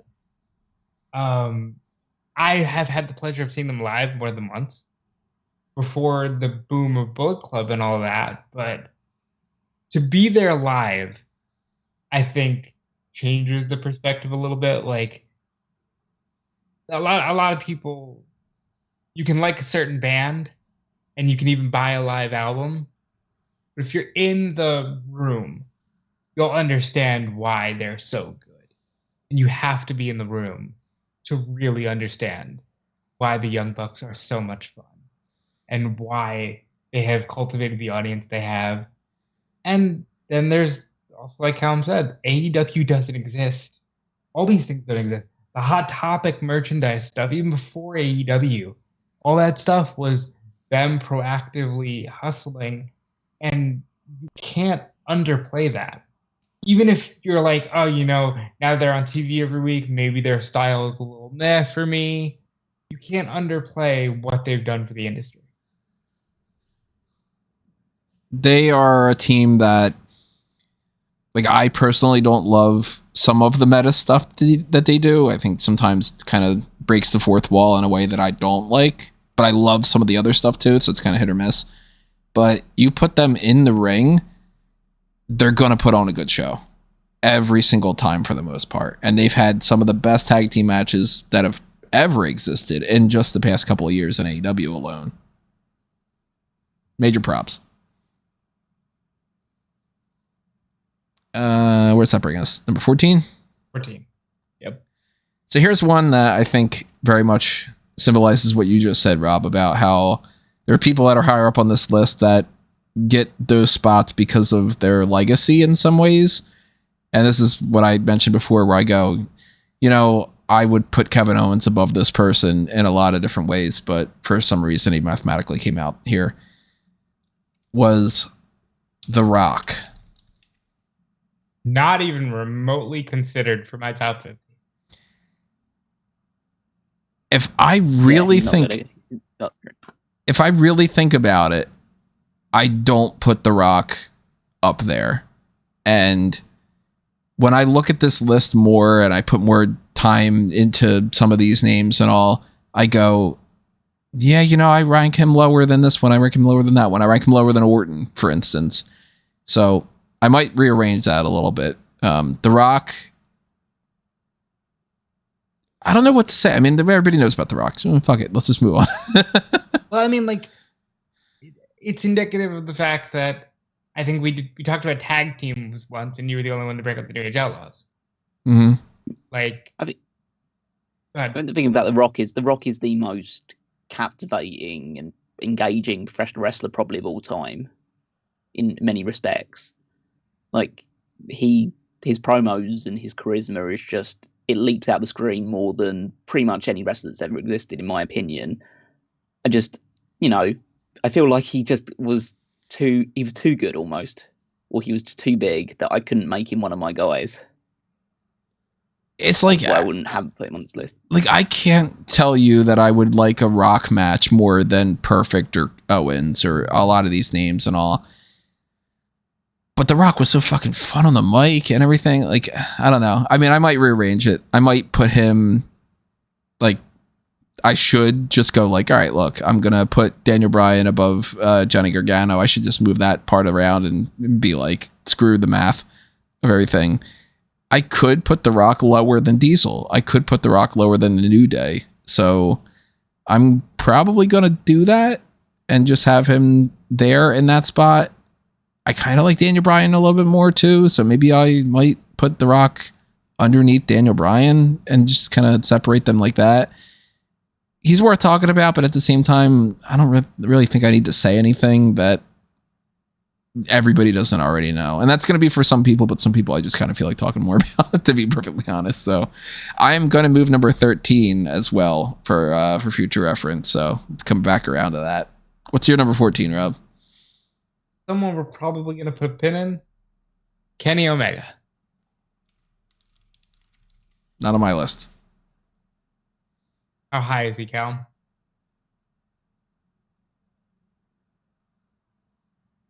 Uh-oh. Did we lose Callum? Hope not. Oh, sorry, I've been muted. Oh. Oh, yeah. Okay. I was like, he'll be a little bit higher, but he won't be significantly higher. But it's high enough that we can put a pin in it. Yeah. All right, so who's your 14? Someone that we may also be putting a pin in, AJ Styles. He's number 12 for me. I think we can talk about him. I don't know where he is, Tony. He's 30 something, 30, 31. Yeah, he's 31. Okay. AJ Styles is the reason I watched TNA wrestling and never left.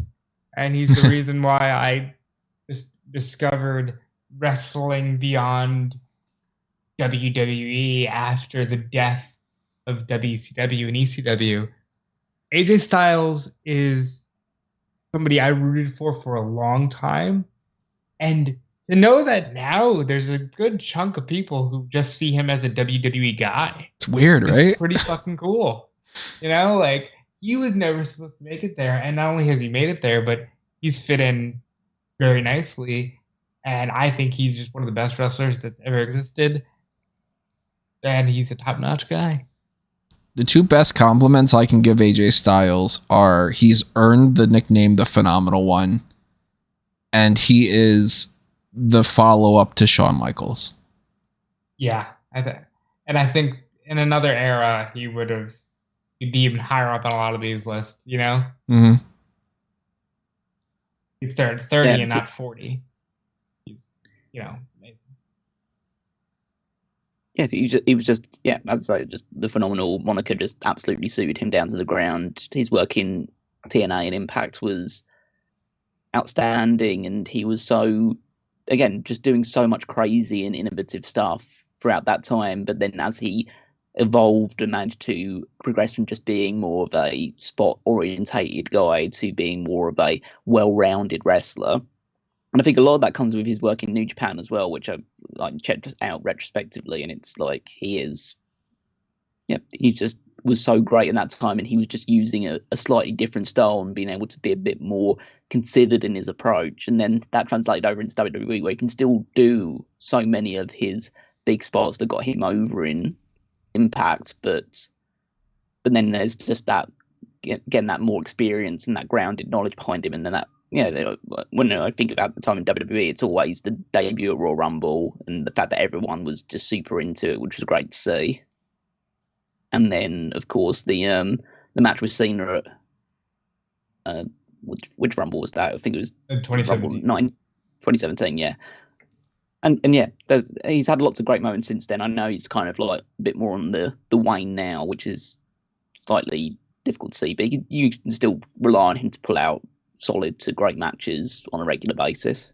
Probably not with Karrion Kross, but other than that, he's not a miracle worker.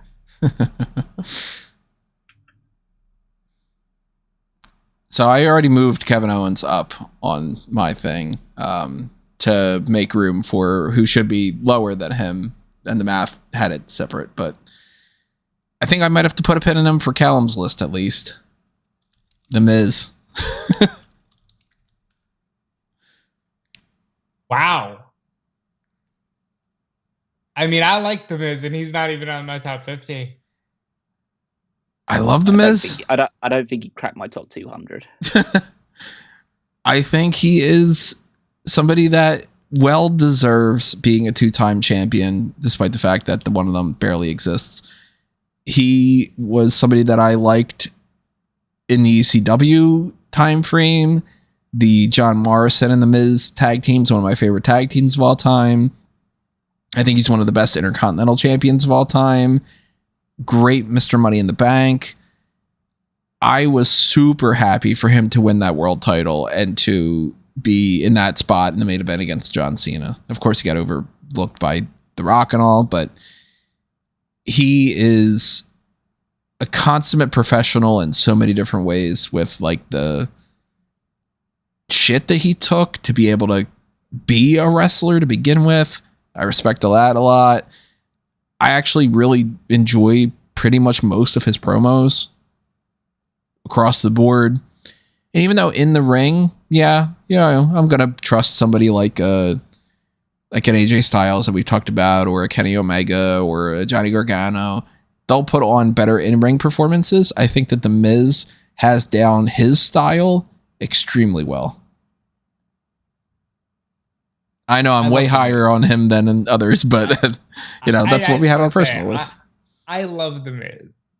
I think The Miz's run from Mania 32 through that match at No Mercy with Dolph Ziggler was the best thing he's ever done, and I liked his, stuff in route to his first world title. I do think he's not been given a fair shake.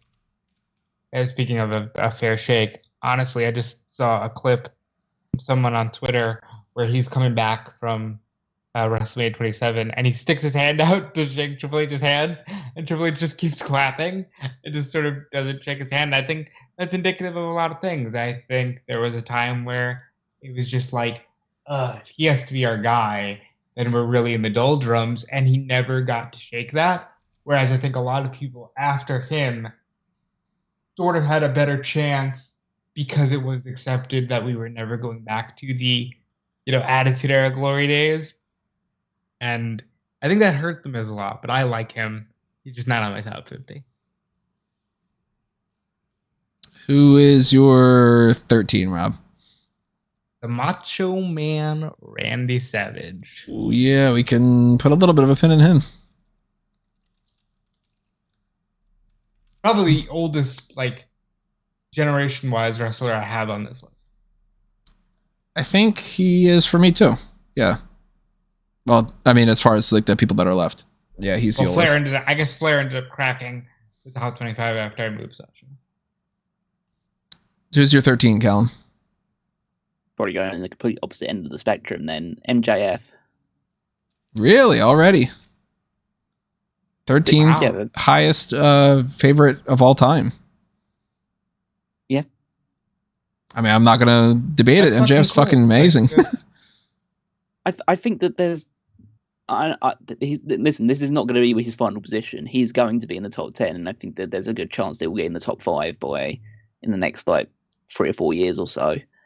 But yeah, there's no weakness in his game at all. He's an unbelievable heel performer. His promos are absolutely top tier.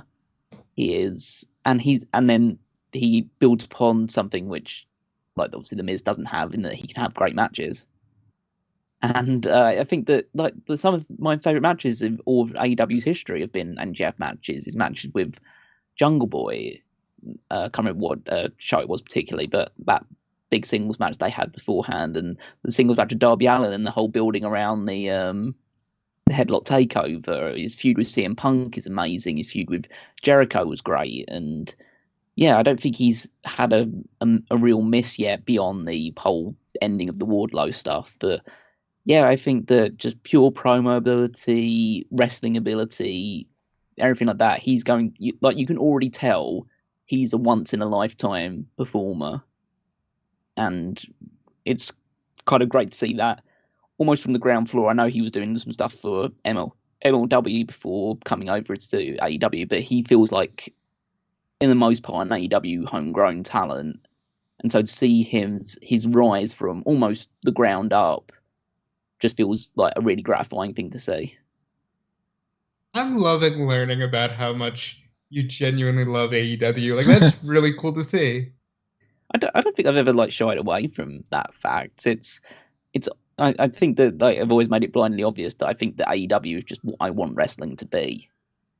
Like, and again, but even I'm not saying it's like, again, it's never the argument that it's 100% perfect, but I think just as an encapsulation of what I think is good with pro wrestling, I think that's the one that I would go to, and yeah, that's why I will continue to shill out for like video games and going to Wembley and stuff like that, is because just I want to see the company succeed, and MJF staying is a big part of that company's success. And if he goes to WWE, I'm still going to follow him and still going to appreciate his work, but I just hope that he stays with AEW for a long time.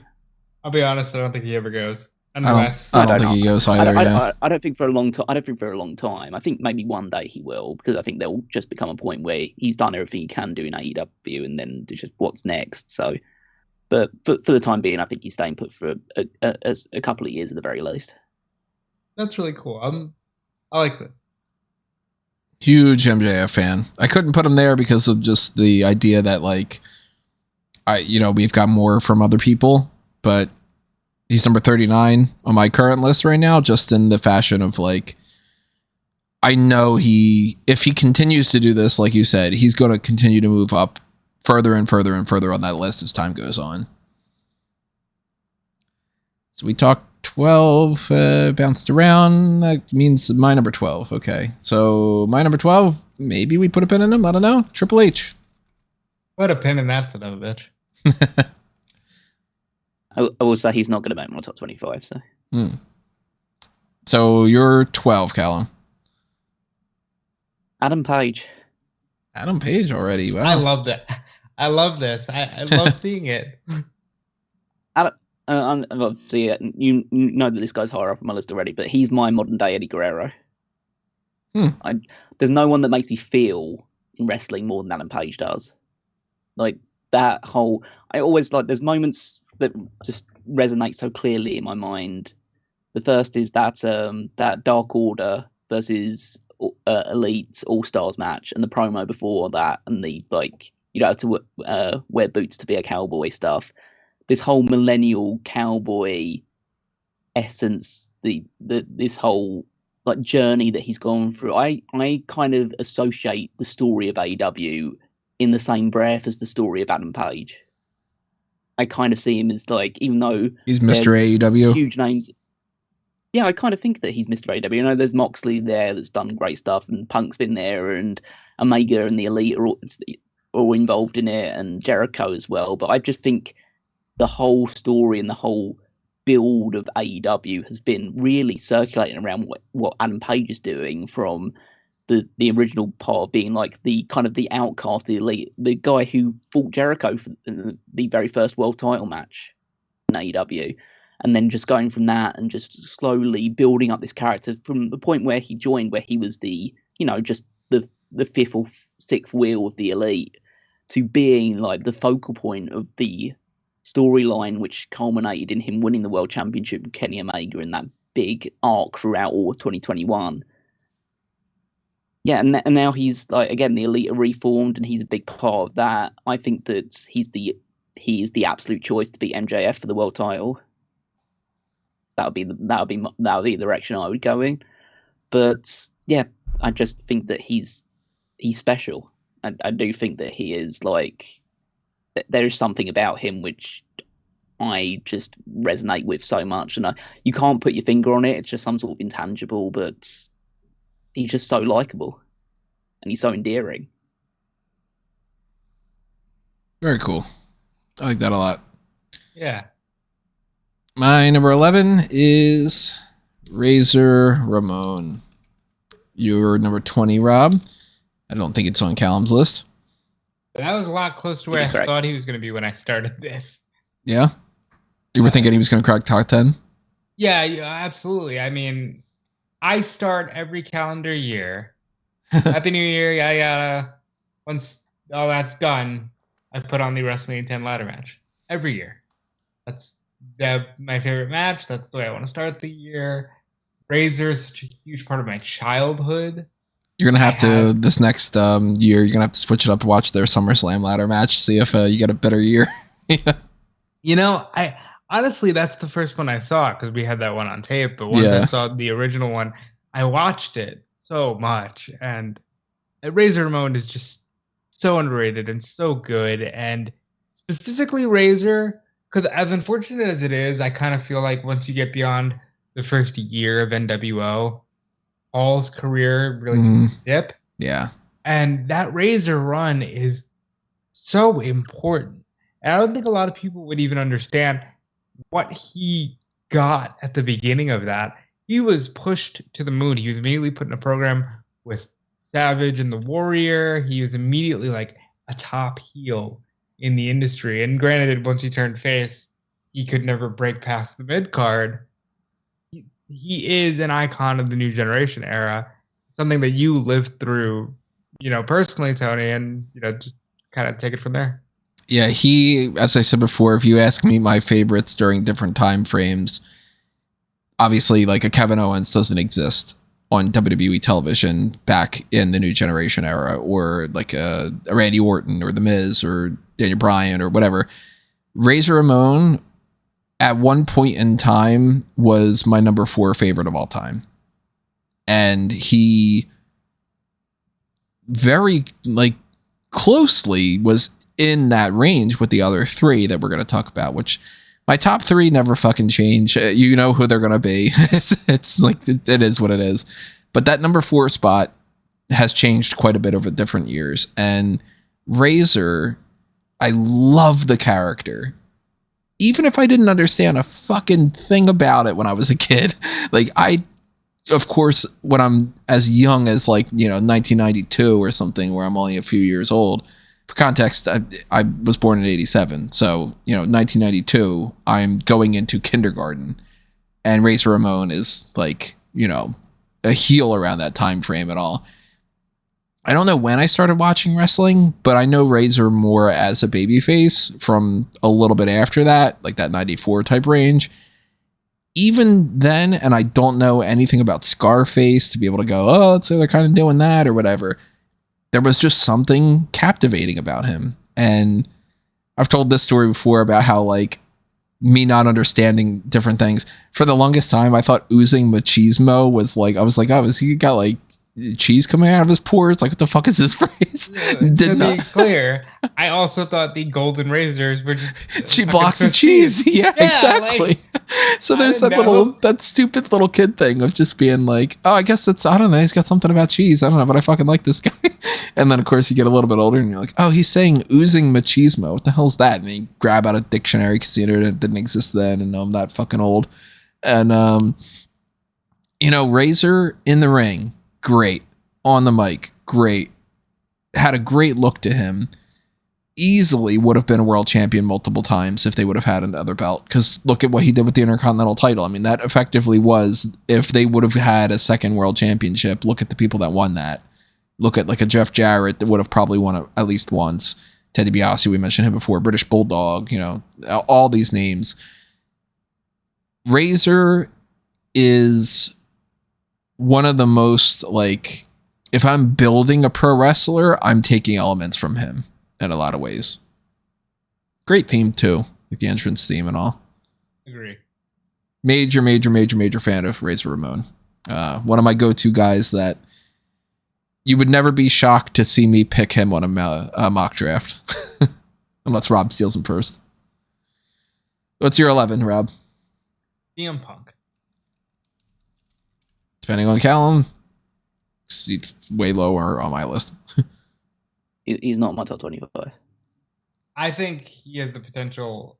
If this was a list of, my favorites of today, he'd be probably number 1. I have grown to love CM Punk so much from this AEW run. More than anything, it's been this run and seeing him with these guys and going, oh, that ability to talk on the microphone is what I miss on the other channel. And like, he is the complete package. And it took him a lot longer, I think, to become that. But I look at him now and I go, now that the rest of the people have matched you in size through the years, like he is a top guy, and I love his promos and his matches when he needs to turn it up. He has great programs. You can talk about the Cena match ad nauseum. You could talk about the Jeff Hardy program, the MJF program, which was, that dog collar match was like my favorite match last year outside of FTR and the Briscoes.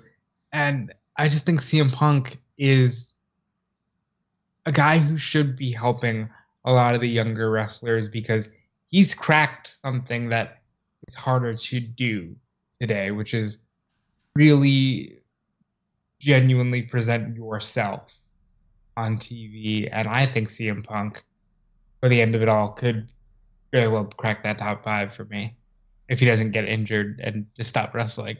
Like I think he's that good.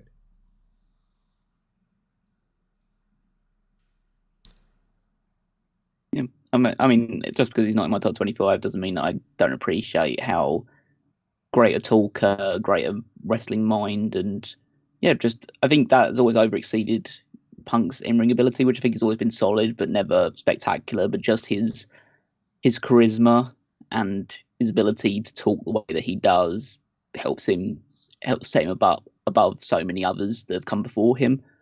So yeah, he'd definitely be in my top 50, but just not going to be within the top 25. If you cut CM Punk's career off a few months before he leaves WWE, he's higher up on my list.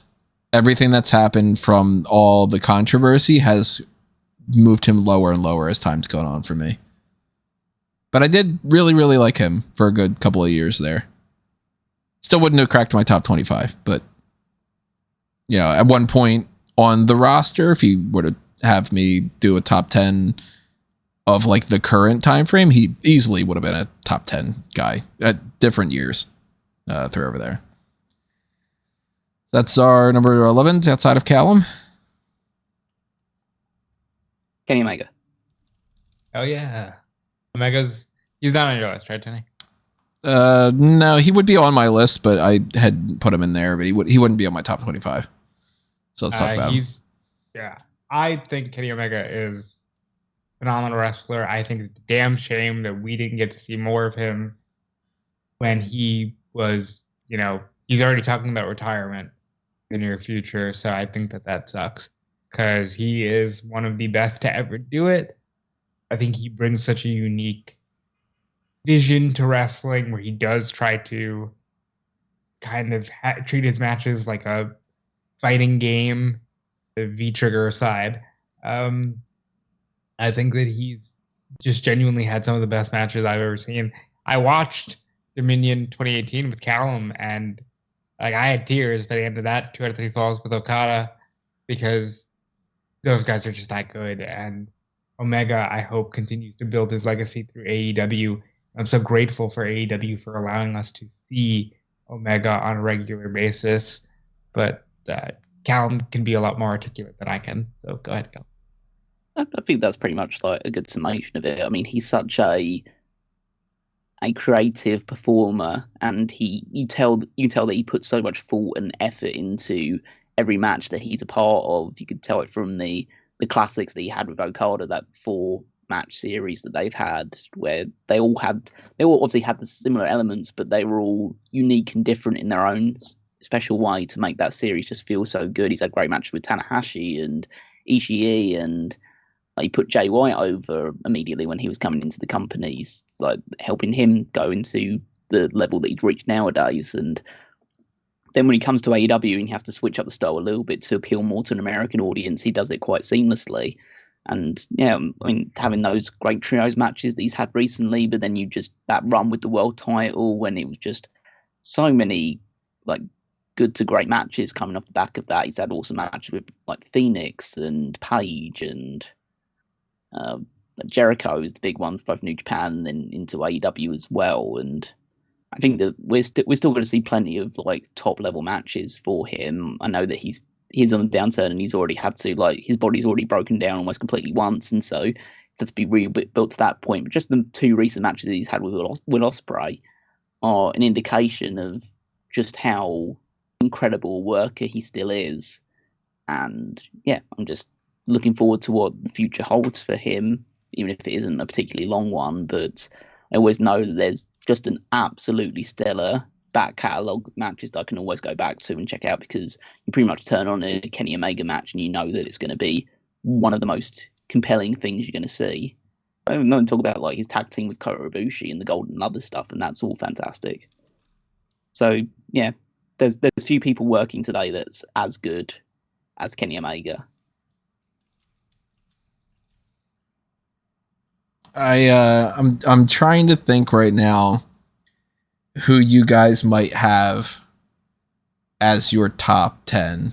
I'm writing up a little bit of a list because I'm like looking through and I'm like, all right, we haven't talked about this one yet. We haven't talked about that one. I think that one's going to be on their lists and all. Of course, we're not going to reveal them quite yet, but I think I've got 9 of Callum's top 10. Rob, I'm not too sure. I think I've got maybe like 6 or 7 of yours.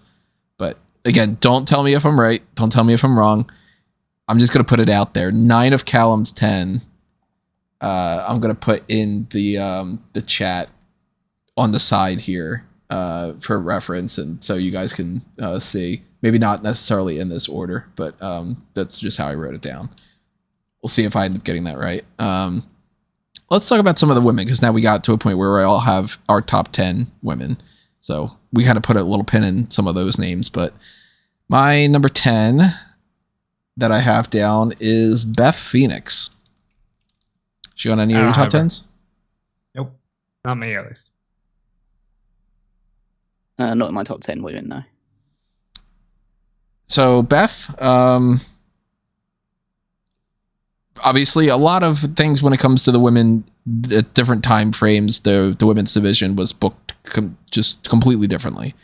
And it sounds ridiculous to say, but you have to factor in attractiveness is a portion of it, because that was the motivating factor for a lot of that. So some women, of course, they get pushed up higher on the card just because they're considered attractive and all that.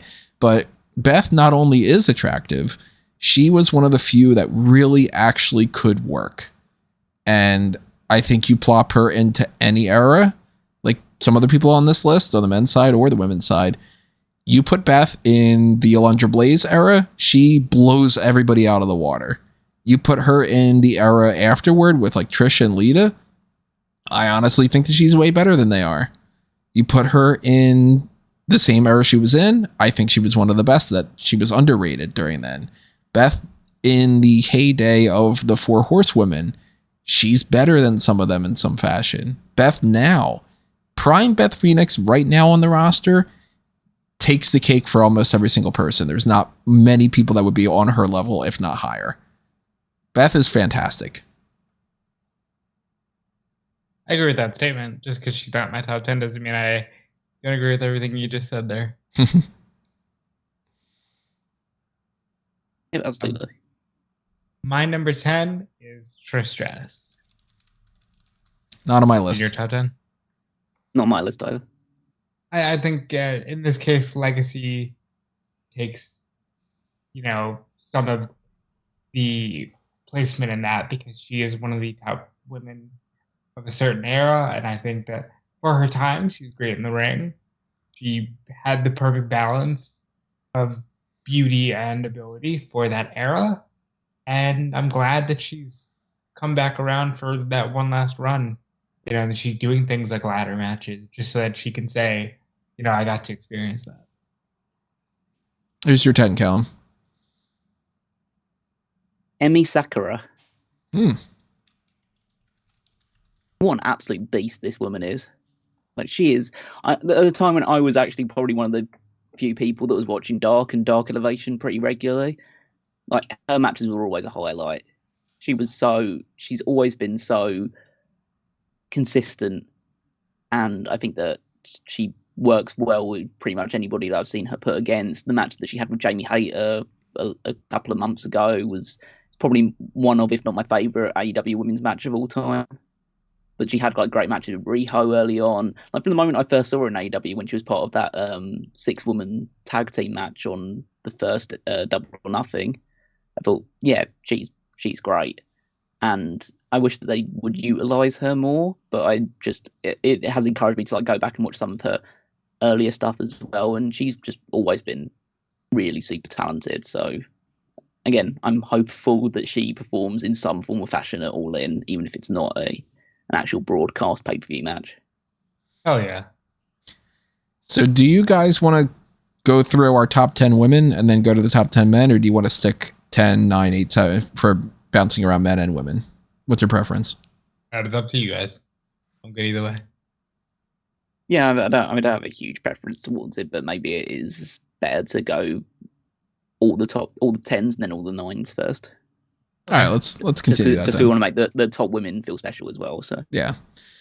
All right, so then my number 10 for the men is, maybe we put a pin in him. I don't know for sure. Chris Jericho. 10. Yep, put a pin in that guy. All right, 10 for Rob. Are we putting a pin in him? Kazuchika Okada. Put that pin in that guy. All right, so I got one of the top 10 for Callum at least. 10 for Callum. Will Ospreay. That's another one on that list. He's not on mine. Is he on yours, Rob? Not on mine, no. I'd say one of, if not the best in the world right now, just because of how dynamic a performer is. Like, just watching his development from being a younger guy in the British wrestling scene, then going into New Japan's territories, and just as a junior, but doing some of the most incredible acrobatic stuff that you'd see, like that spot with Ricochet where they would both just bounce off the ropes and flip back into the center of the ring. And some of their sequences were just mind melting. And you watch the stuff that took place in PWG and just loads of other more of the indie promotions before you then see that growth and that transition into him being a heavyweight performer, from the match that he had with Kota Ibushi at Wrestle Kingdom, where he takes his head off with the Hidden Blade, and then his split from Okada and him turning heel and being the head of his own faction and carrying New Japan through a very dark and difficult time through the pandemic, and being one of the top guys through that transition.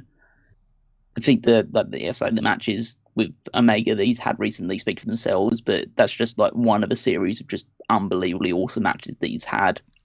I think he's and again, I know this doesn't play much of a bearing into it, but it mirrors into the style that I enjoy. But I think he's got the most 4 or 5 star rated matches from Dave Meltzer in his history as well. So you just know that he has such a catalogue of fantastic matches that you can just pick one of those out and you'll be entertained all the way through. It does add to it as well, just from a personal perspective, that he's from my neck of the woods in Essex as well. So there's some sort of just compatriotism there as well that makes me want to see him succeed. And yeah, I just think that there's definitely room for him to grow on this list. There's still a lot to be achieved. I hope to see him All in some form or fashion. But yeah, I just think that he's, again, another just absolutely stellar worker, and love pretty much every match that he's involved in. Can't wait for the G1 this year. Unfortunately, I haven't seen enough of him, really, the way that I look at Okada or Omega, because I've been able to just sit down and watch their matches. I hope one day I do get that opportunity. So where are we on? Number 9. Number 9 for the women. Let's go for that. Charlotte Flair. A little higher up for me. She on yours, Callum? She's not going to be in my top 10 now. All right, so we can wait on that. Number 9 for Rob's women list. Awesome Kong. I had her. She won't be on my top 10 in that 20 range. So let's talk about her. I think it sucks that she ended up just doing the little bit in AEW where she kind of just petered out, because there was a time, man, where you could have built pay-per-view main event around Awesome Kong if women's wrestling was viewed in that light. And I love what she and Gail Kim were able to do for the knockouts. And I wish that she was able to have that opportunity to be viewed as the top star she was on a larger stage. Kong, if she could have had a run outside of Impact that I could have paid more attention to, I think would be higher up on my list. But because I don't watch TNA and I missed out on a giant chunk of that Gail Kim feud and all, I know that she's better than what I've seen.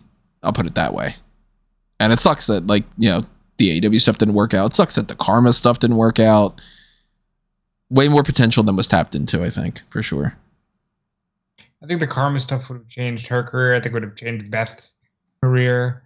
Freddie Prinze Jr. has told the story of being tasked specifically by Stephanie to get Beth and Karma to a major WrestleMania match. I think things would have looked a lot differently, but from what I was able to see, thankfully, I really enjoyed a lot of Awesome Kong. What's your number 9, Callum? Tony Storm. Not on mine. I'll say it again. I love this so much for Callum, seeing all this AEW love. Not on mine, but I totally get it. I think that she's always been an excellent performer and still so like young and still got so much ahead of her to grow into. But I think that especially now with this group in the group, the Outcasts, she's showing so much more of a character and charisma, and she's building up a real force of personality behind the excellent wrestling that she's able to put together.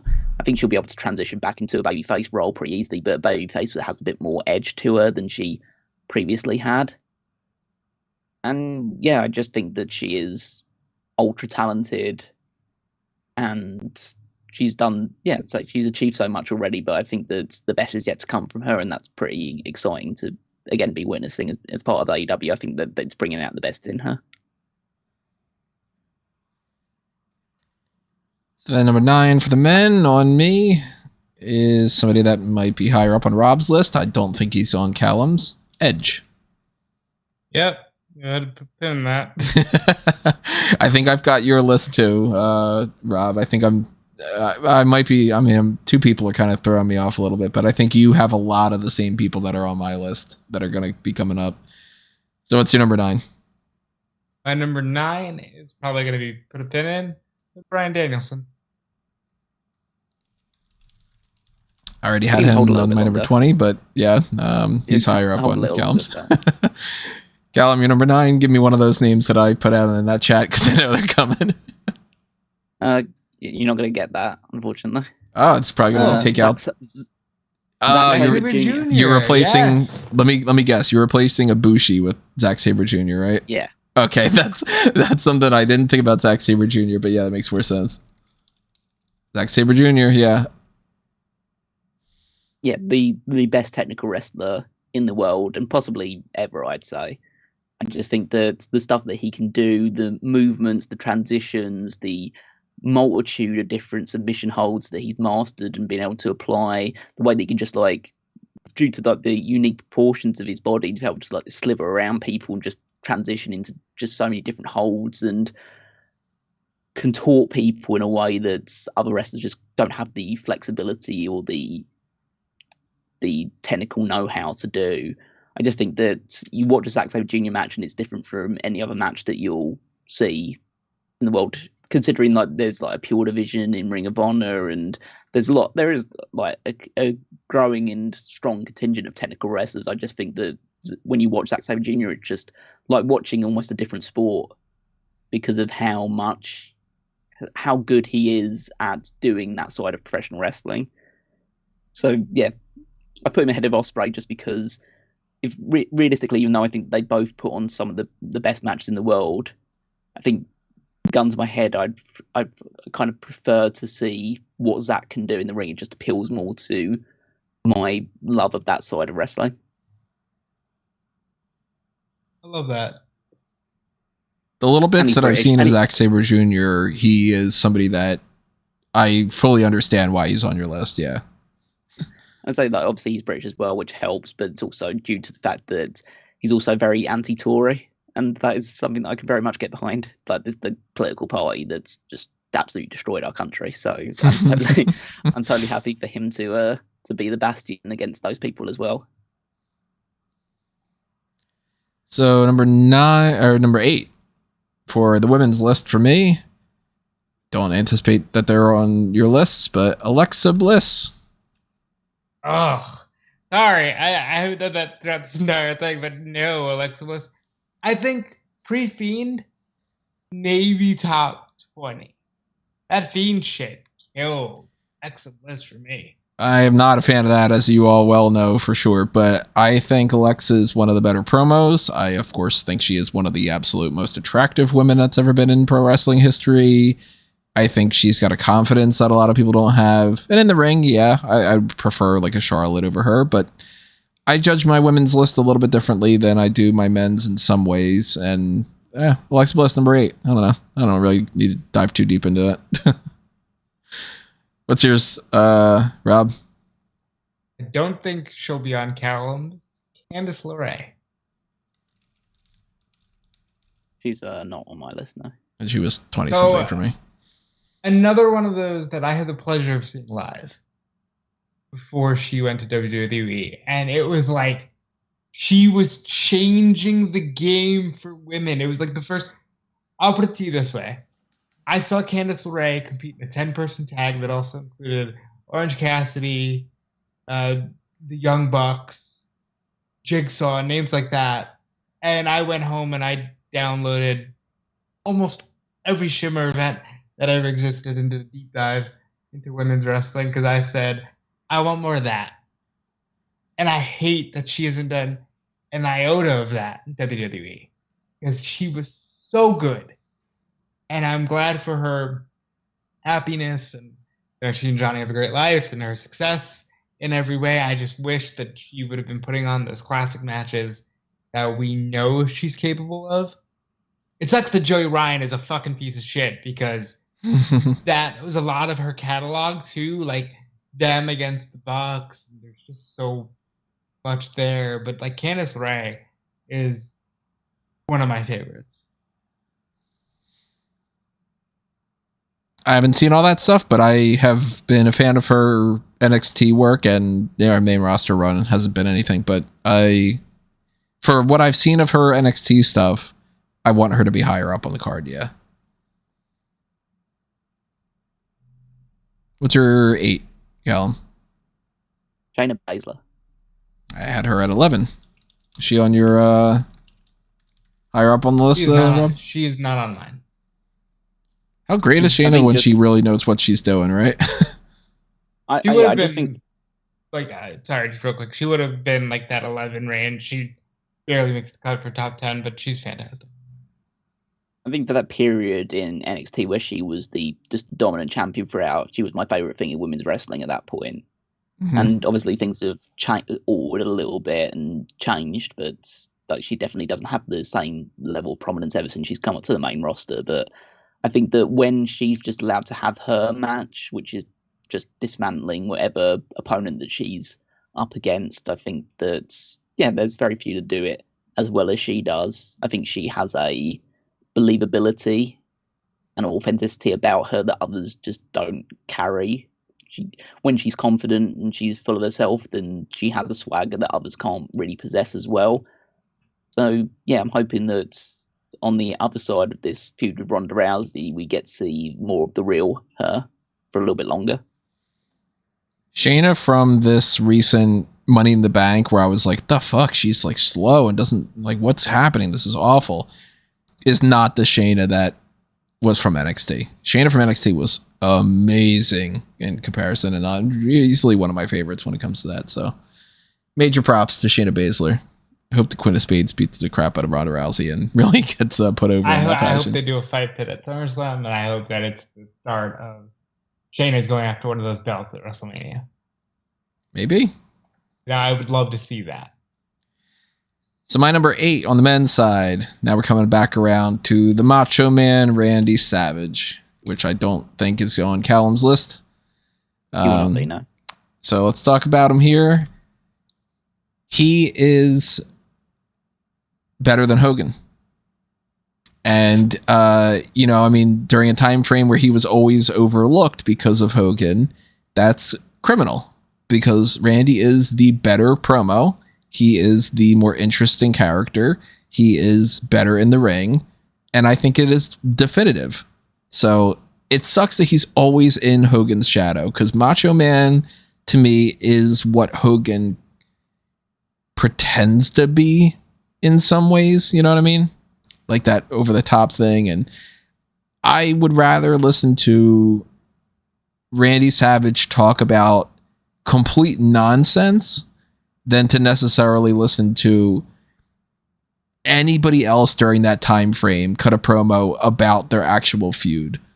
Randy is so fucking good. And outside of pro wrestling, even just a pop culture icon too. And a guy that I always will put in my main event type slot. And if I don't have him fighting for the championship, he is somebody that I'm like, all right, I need to figure out a featured match for him. I have a few Funko Pops. I've never bought a single Funko Pop. I'll say that. I've gotten a lot of them through like giveaway things, and there's unboxings on Fanboys Anonymous, which of course, if you don't know, fanboysanonymous.com. Put that little graphic up on the screen right now for anybody that's interested in checking out that YouTube channel. Those unboxings are old, and I'm not very proud of them because I could have made them a lot more interesting. But if you want to check them out, go ahead. The only pro wrestler that I have is Randy Savage, and he is at a position right now on this like DVD shelf that I have right next to, this is so fucking like, you take a picture of this and you go, oh, okay, that's Tony. It's there's Batman, the James Bond collection, the Phase 1 of Avengers, and a Randy Savage Funko Pop. I'm like, all right, that kind of covers the good portion of it, right? Savage is a guy that I would show to non-wrestling fans to be like, this is very indicative of pro wrestling. And I could show them a Randy Savage match and not be like, well, you got to keep in mind that this was an older time frame and all. Yeah, he doesn't wrestle the same style as the people do nowadays and all, but he was way better than a lot of other people around his time frame. And I think Randy versus a good portion of this list, if we could have gotten that, would have been amazing feuds. Randy could have worked so well with Chris Jericho. He could have put on a 5-star match with Daniel Bryan. He versus Shawn Michaels, if they would have been able to do that in their primes. Forget about it, man. Randy versus Randy Orton. God, there's so many. Yeah. Randy Savage, to me, is the best of professional wrestling. The flair, the in-ring ability, the ability to kind of be a cartoon and talk about nonsense. His outfits, like even when, look, Randy post him wearing the trunks is kind of back end of, well, I can't say back end of his career when he wrestled in 10 years, but, back end of the heyday for him. And the outfits are just something that wrestlers wish they could do today. The amount of thought went into all of that. The amount of thought that went into his matches too. Before a lot of people were doing that, I think the common quote from Flair and Steamboat is Savage wanted to write a book, and he had everything like written down, and spots were numbered, and you can clown on that, but that shows a dedication to the craft that just didn't exist before him, and he's so good. I mean, Savage Steamboat is the classic thing you talk about, and you might not understand that today because I barely understood it when I first saw it in 2004. I'll go on record of saying I don't even love the match. A lot of people think it's one of the best ever. I think it's like meh, and I still have Randy at number 8. When you watch WrestleMania 3, you'll understand that the rest of that show's in black and white and that match is in color. Yeah. It's like, that's how good he was. The feud in 97 with DDP is one of the most underrated things going on in wrestling at that point. I mean, like everything he did was always so smooth. And it kind of sucks that his career just sort of petered out because he should have had the pageantry that goes with a big retirement. And also, he's in fucking Spider-Man. Like, fucking Bonesaw's ready. We were robbed of his Hall of Fame speech too. Yeah, Randy's great. Randy Savage is one of the best of all time.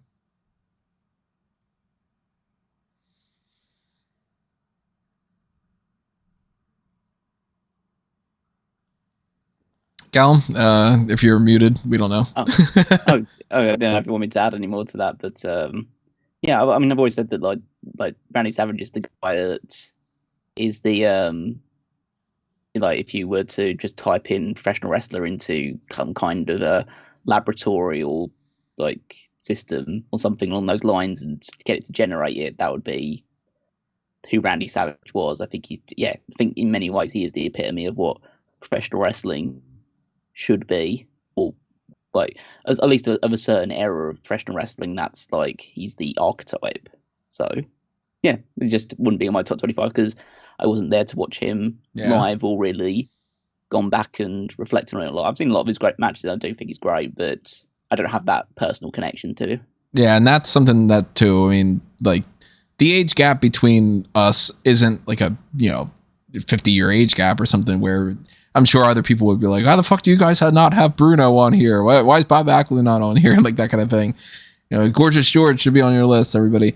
But for me, being like, that mid 90s onward and all, like Randy was still around and he was like, actively snapping to his Slim Jim commercials and all. And going back to watch some of his matches was just a few years prior, where it's weird to think of the context in this way. Like when I was a kid watching pro wrestling, Randy's biggest moments were less time ago than when like Sheamus was on the roster compared to now and all.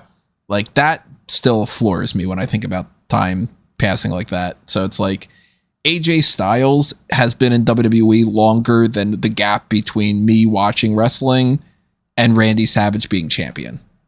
Like that's weird, but that influences us a lot too. So, number 8, Rob. Number 8. I know we're putting a pin in it for you specifically, The Undertaker. Yep, we can wait for that guy. And that's another one that I had on my Rob's got him on the list. So number 8, Callum. I am going to guess you're gonna go Gunther. Brock Lesnar. Oh, FTR. All right. FTR, somewhere around that range to me, but I figured FTR would be on there for you for sure. They're great. Yeah. In many ways, my favorite tag team of all time, and that's probably also why they're the top tag team in this list. But I think that they're, for me, the name The Revival when they were in NXT was just so appropriate because they were the revival of a tag team wrestling scene that had completely died out in WWE by that point.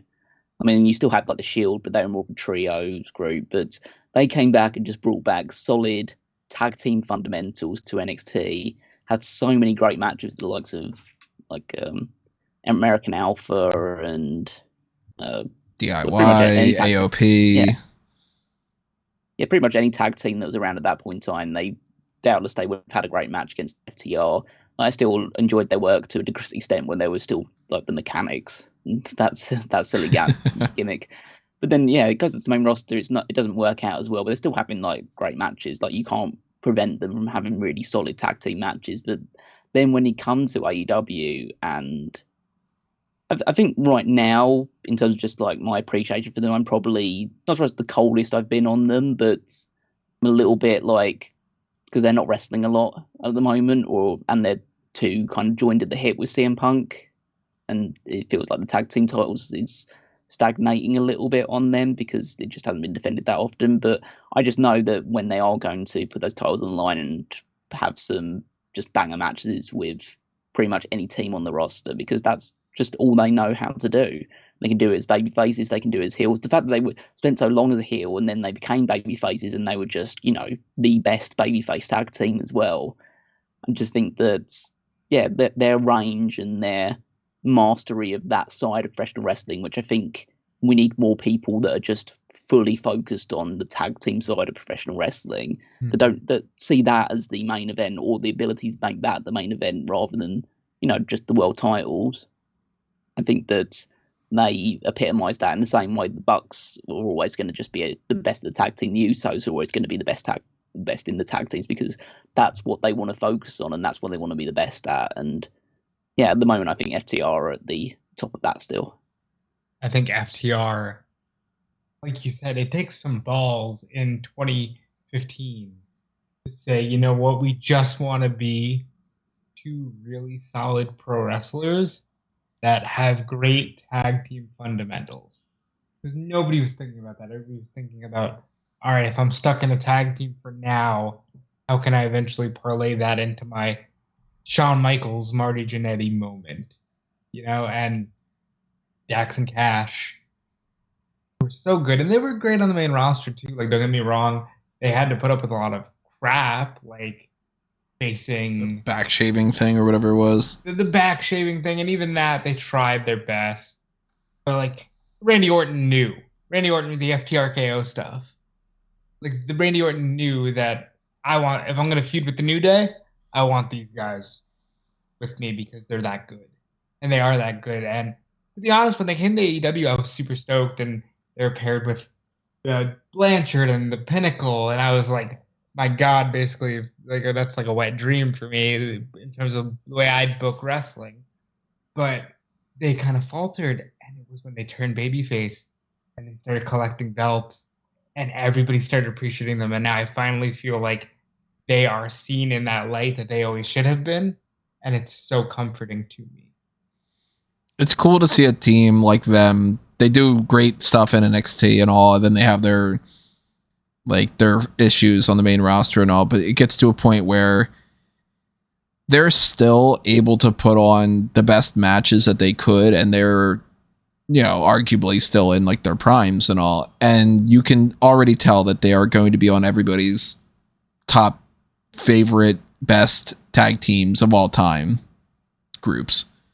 Like, it's fun to see where you're not just always looking back to, all right, it's Hardy Boys and Edge and Christian, Dudley Boys and whatever, and the Road Warriors and all these teams from these other eras, that there are modern day legends that get created, and we get teams like FTR, and we get singles people too that we're talking about, that like 30 years from now people are going to be like, yeah, they are one of the best of all time.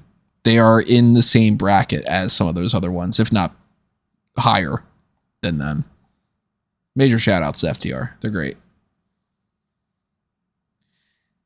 Let's go to number 7 on the women's side. I have Asuka on that spot. Put a pin in her? Yes, please. Not on my list. Really? That's someone I missed. Who's your 7? Yeah.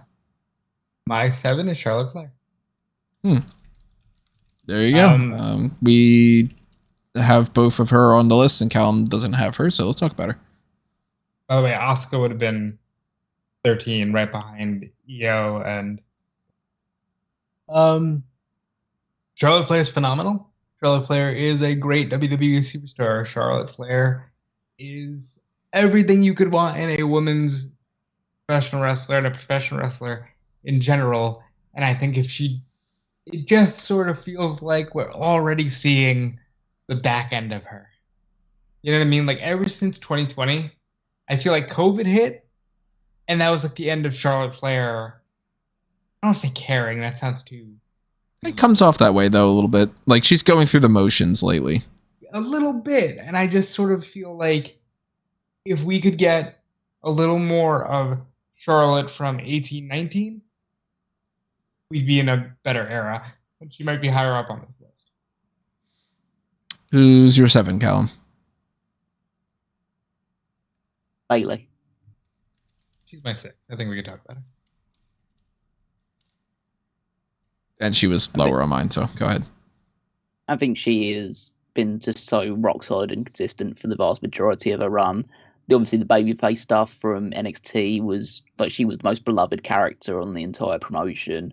Just everybody just appreciate her from like whether you're just like a grown man or see the younger girls that she would mainly be marketed towards. But I think everyone just saw that beacon of positivity and always wanted to get behind her. But then when you do the transition into the main roster and it doesn't quite stick, then you transition into her being a heel and she manages to pull that off seamlessly. And I think it's probably due to the strength of her character as babyface that when the heel turn happens, it resonated with so many people. And I think that, yeah, as I say, she's just been one of the most consistent and continuously solid performers in WWE's women's division in its entirety of its history. I think right now she's probably at kind of her lowest ebb, but she has got a lot of like miles on the clock. She has suffered some pretty bad injuries over the course of her career as well. So I think now, but everyone, you still see like from Money in the Bank with everyone just does the "Hey Baby" chants in the UK as well. She's still absolutely beloved in a lot of areas. And yeah, I still think that she's still got a lot left to accomplish. But I've been just, a huge fan of her work up to this point. Yeah, she's obviously Sasha, we already know where she sits on my list, and it does take a great dance partner. And I think that run that they had during the pandemic, where they were literally, them and Randy, they were the anchors of the whole company. And I think that one day we're going to look back on that and say Bayley deserved more, and maybe even Sasha, because everything they did was so well done. Unfortunately, that means a lot of her top stuff was seen in front of no audience. And I think that's unfortunate because she took such a risk cutting the hair and changing the gimmick.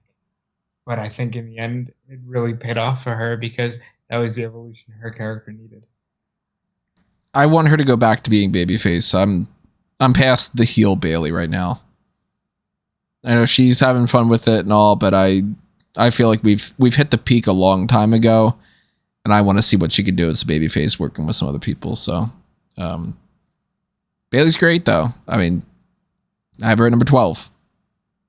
There's only so many people that can get. Not everybody can get the top spots, the number one spot. You know what I mean? So, number 7 on the men, I have Stone Cold Steve Austin. Surprisingly, not on my list. That was my top 25 over, yeah.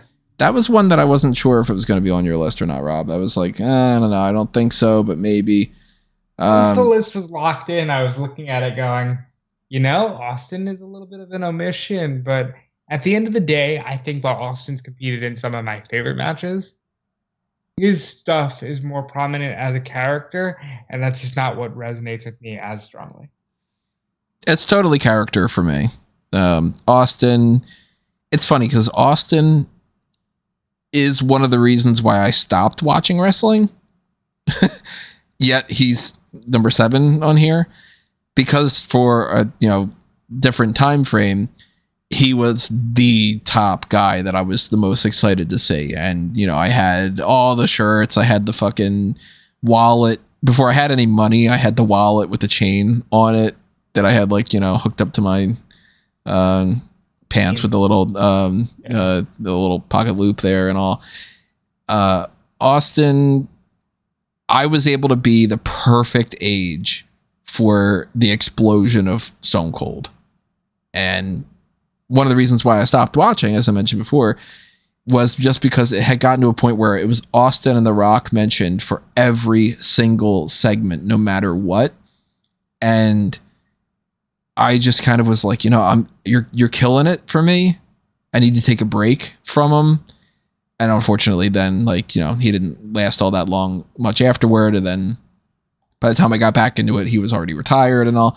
But Austin, for those couple years of 96 through 99, absolutely a fucking just a phenom of pro wrestling. Not even able to do all that much in the ring, but it didn't matter. And I don't even think that he's a guy that we need to break down too much. Everybody knows everything about Austin, kind of like The Rock. It's like, what can you say that hasn't been said a billion times, right? Yeah, he's one of the greatest to ever do it. And just as a pure popularity standpoint, he had something that just resonated with so many people at that moment in time. They just needed someone like him to be the forebearer for just everything, all the angst in the world, all this wanting to just stick your finger up at your boss and beat the shit out of them. That's who he embodied. And yeah, as I say, like even when he reached the explosion point, he wasn't anywhere near as capable to do like as unique stuff in the ring because of the neck injury that he suffered. But I think that it didn't really matter at that point because he had such a force of personality and was able to just do what he needed to do. Still have great matches that were just mainly brawl based, but that was what they wanted at that point in time in the Attitude Era. So yeah, he was the perfect guy for the perfect time. 7 for Rob. Oh, go ahead if you want to toss out more. No. Just I said pretty much everything I need to say about Stone Cold. But 7 for me, Mick Foley. Put a pin in him. Nice. 7 for Callum. Volta. Yeah, there you go. I thought he'd be had him at number 8, but you have it at 7. Yes. Well, I have Gunther written down, but I'll put Walter because it's more Walter than Gunther, right? Yeah.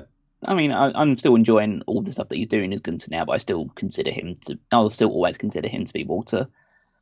Yeah, when I first saw him, or just like first got this on, it was just like I didn't really understand what was special about this guy because he was just a big guy that came out in just black trunks, black boots, no real other presentation. He came out to that I can't remember the name of the music for it, but Vorax, New World.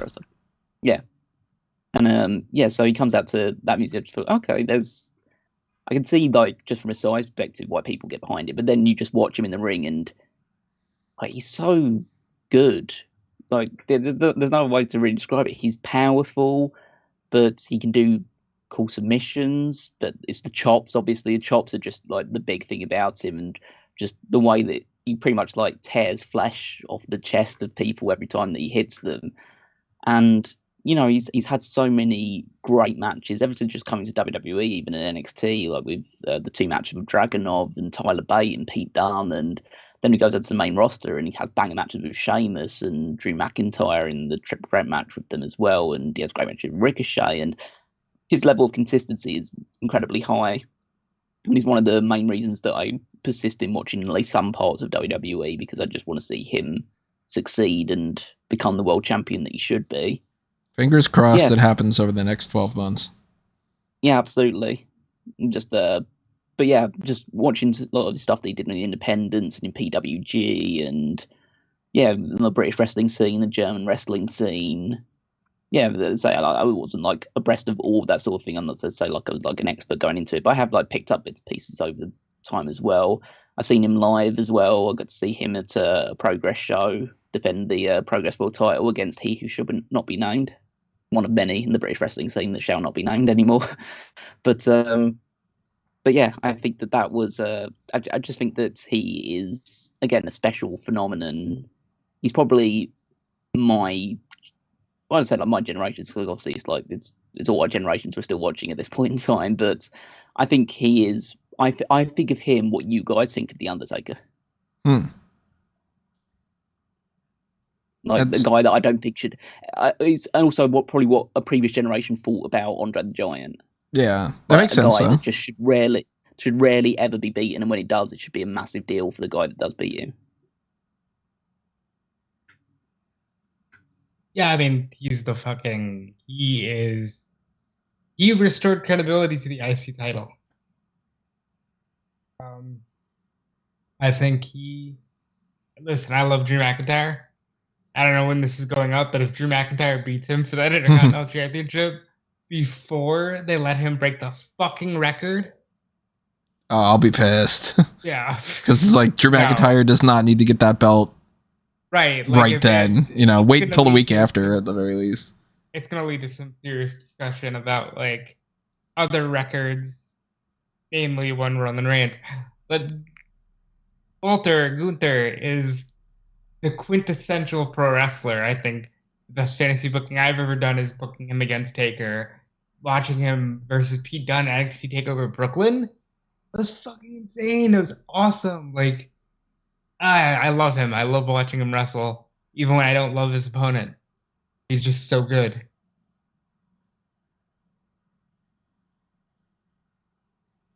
He obviously he's not high or up on my list compared to some other people, but at the same time, it's not for lack of thinking that he's awesome, because he is one of those top guys that's in WWE or any pro wrestling for that matter right now.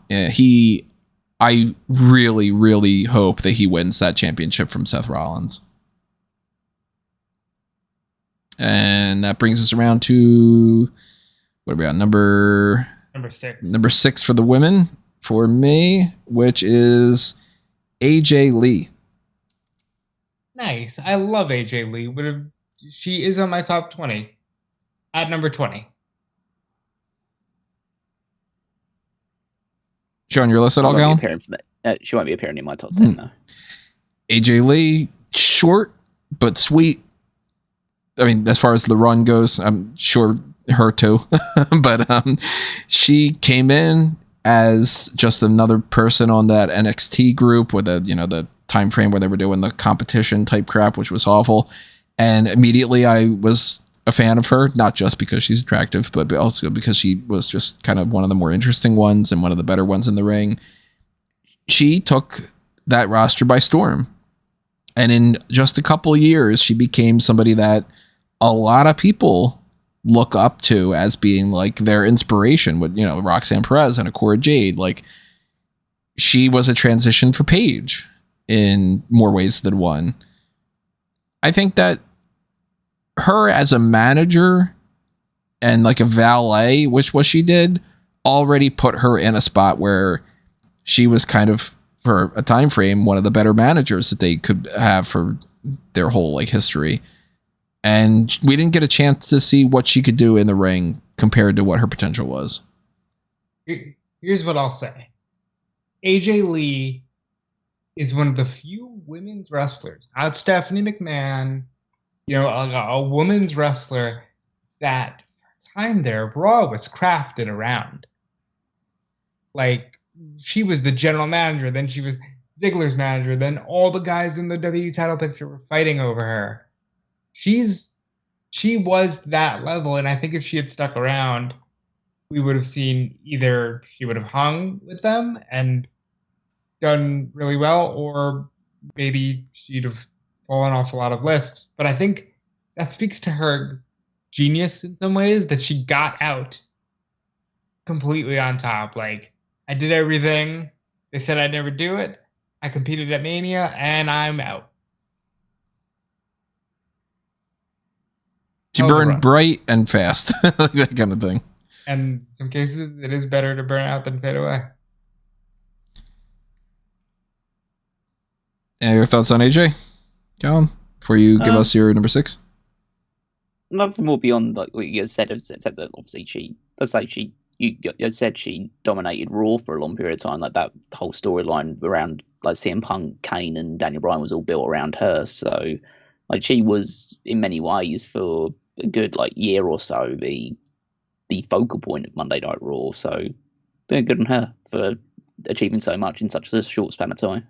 I'll say this: when I saw her and Bryan and Punk, they weren't the main event, but it was one of those things that let me know in pop culture. Oh, the dynamic is changing. Like, because they're saying, oh, the vegan and the straight edge guy and the nerd girl, but like you could see, like, no, people are resonating with this. Like, it was one of those moments where you saw culture was changing, and I think it's proven, like, girls really did look up to AJ Lee. Cora Jade basically just wants to do her promo every week. So, it's a lot of fun to see.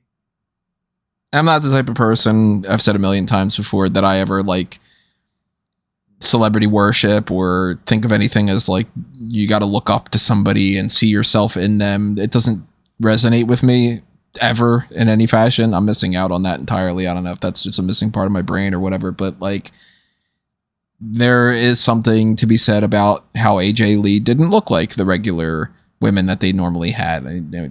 There was a good portion of time where big chested blonde woman was the thing that they went after more than anything else. And AJ Lee, of course, not fitting that mold and being able to be that big of a star over that quick of a time frame.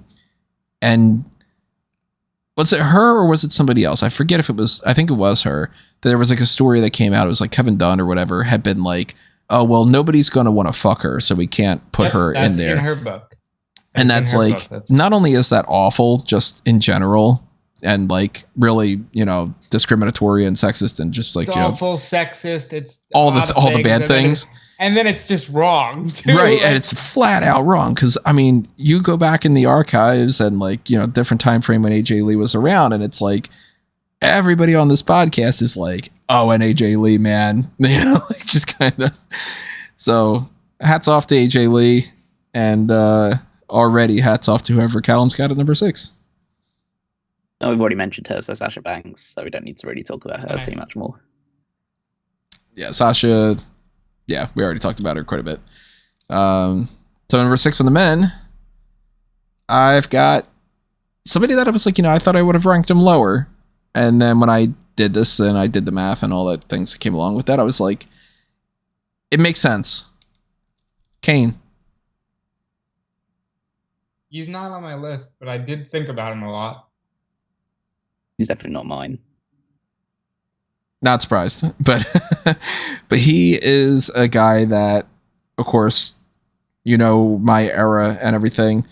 Kane is one of my favorite characters that they've ever had. I think that Kane has some of the best presence that's ever existed in WWE.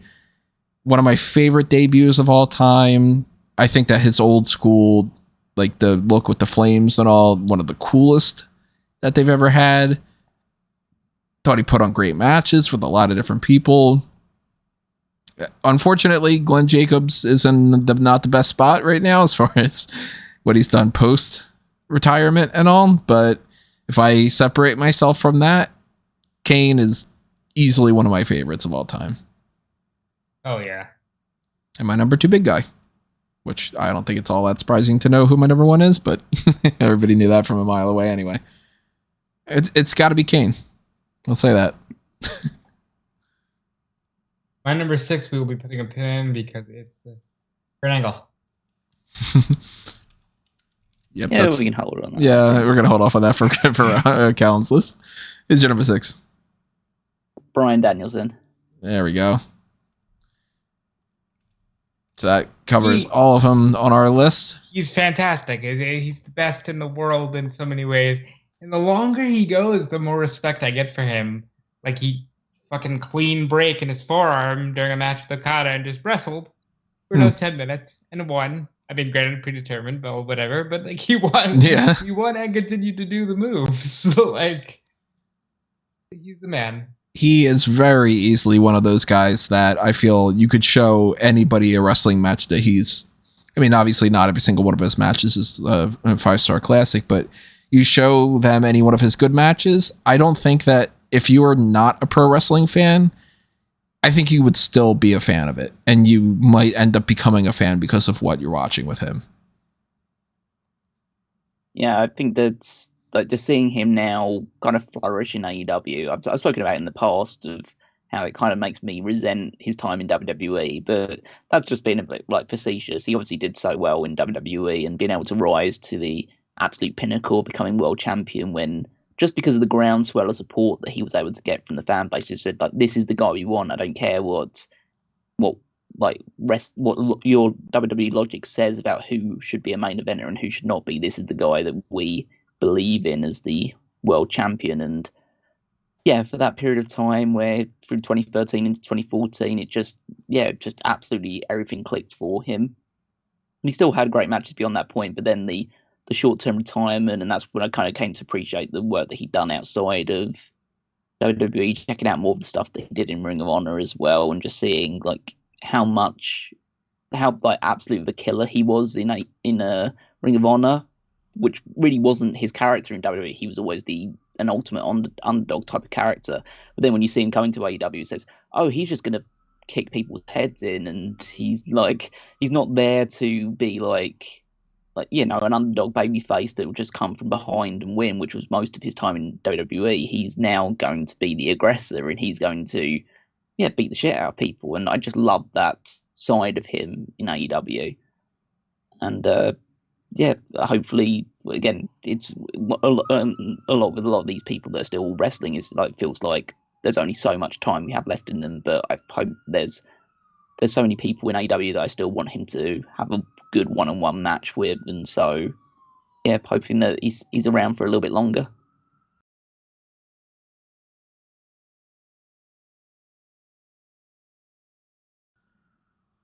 Now it was my turn to be muted and not realize that was going to be the case.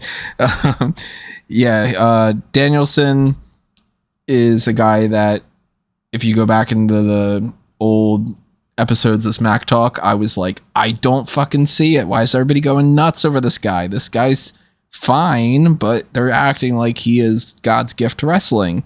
And then you skip forward just like a short time frame, and I'm like, all right, I mean, he's pretty good. I'll admit he's pretty good. And then you get to a little bit later, and then it's like, why the fuck aren't you giving him the championship? Like, it's sort of, that yes movement thing is something. I don't know when we're going to get anything that you can capture lightning in a bottle like that again.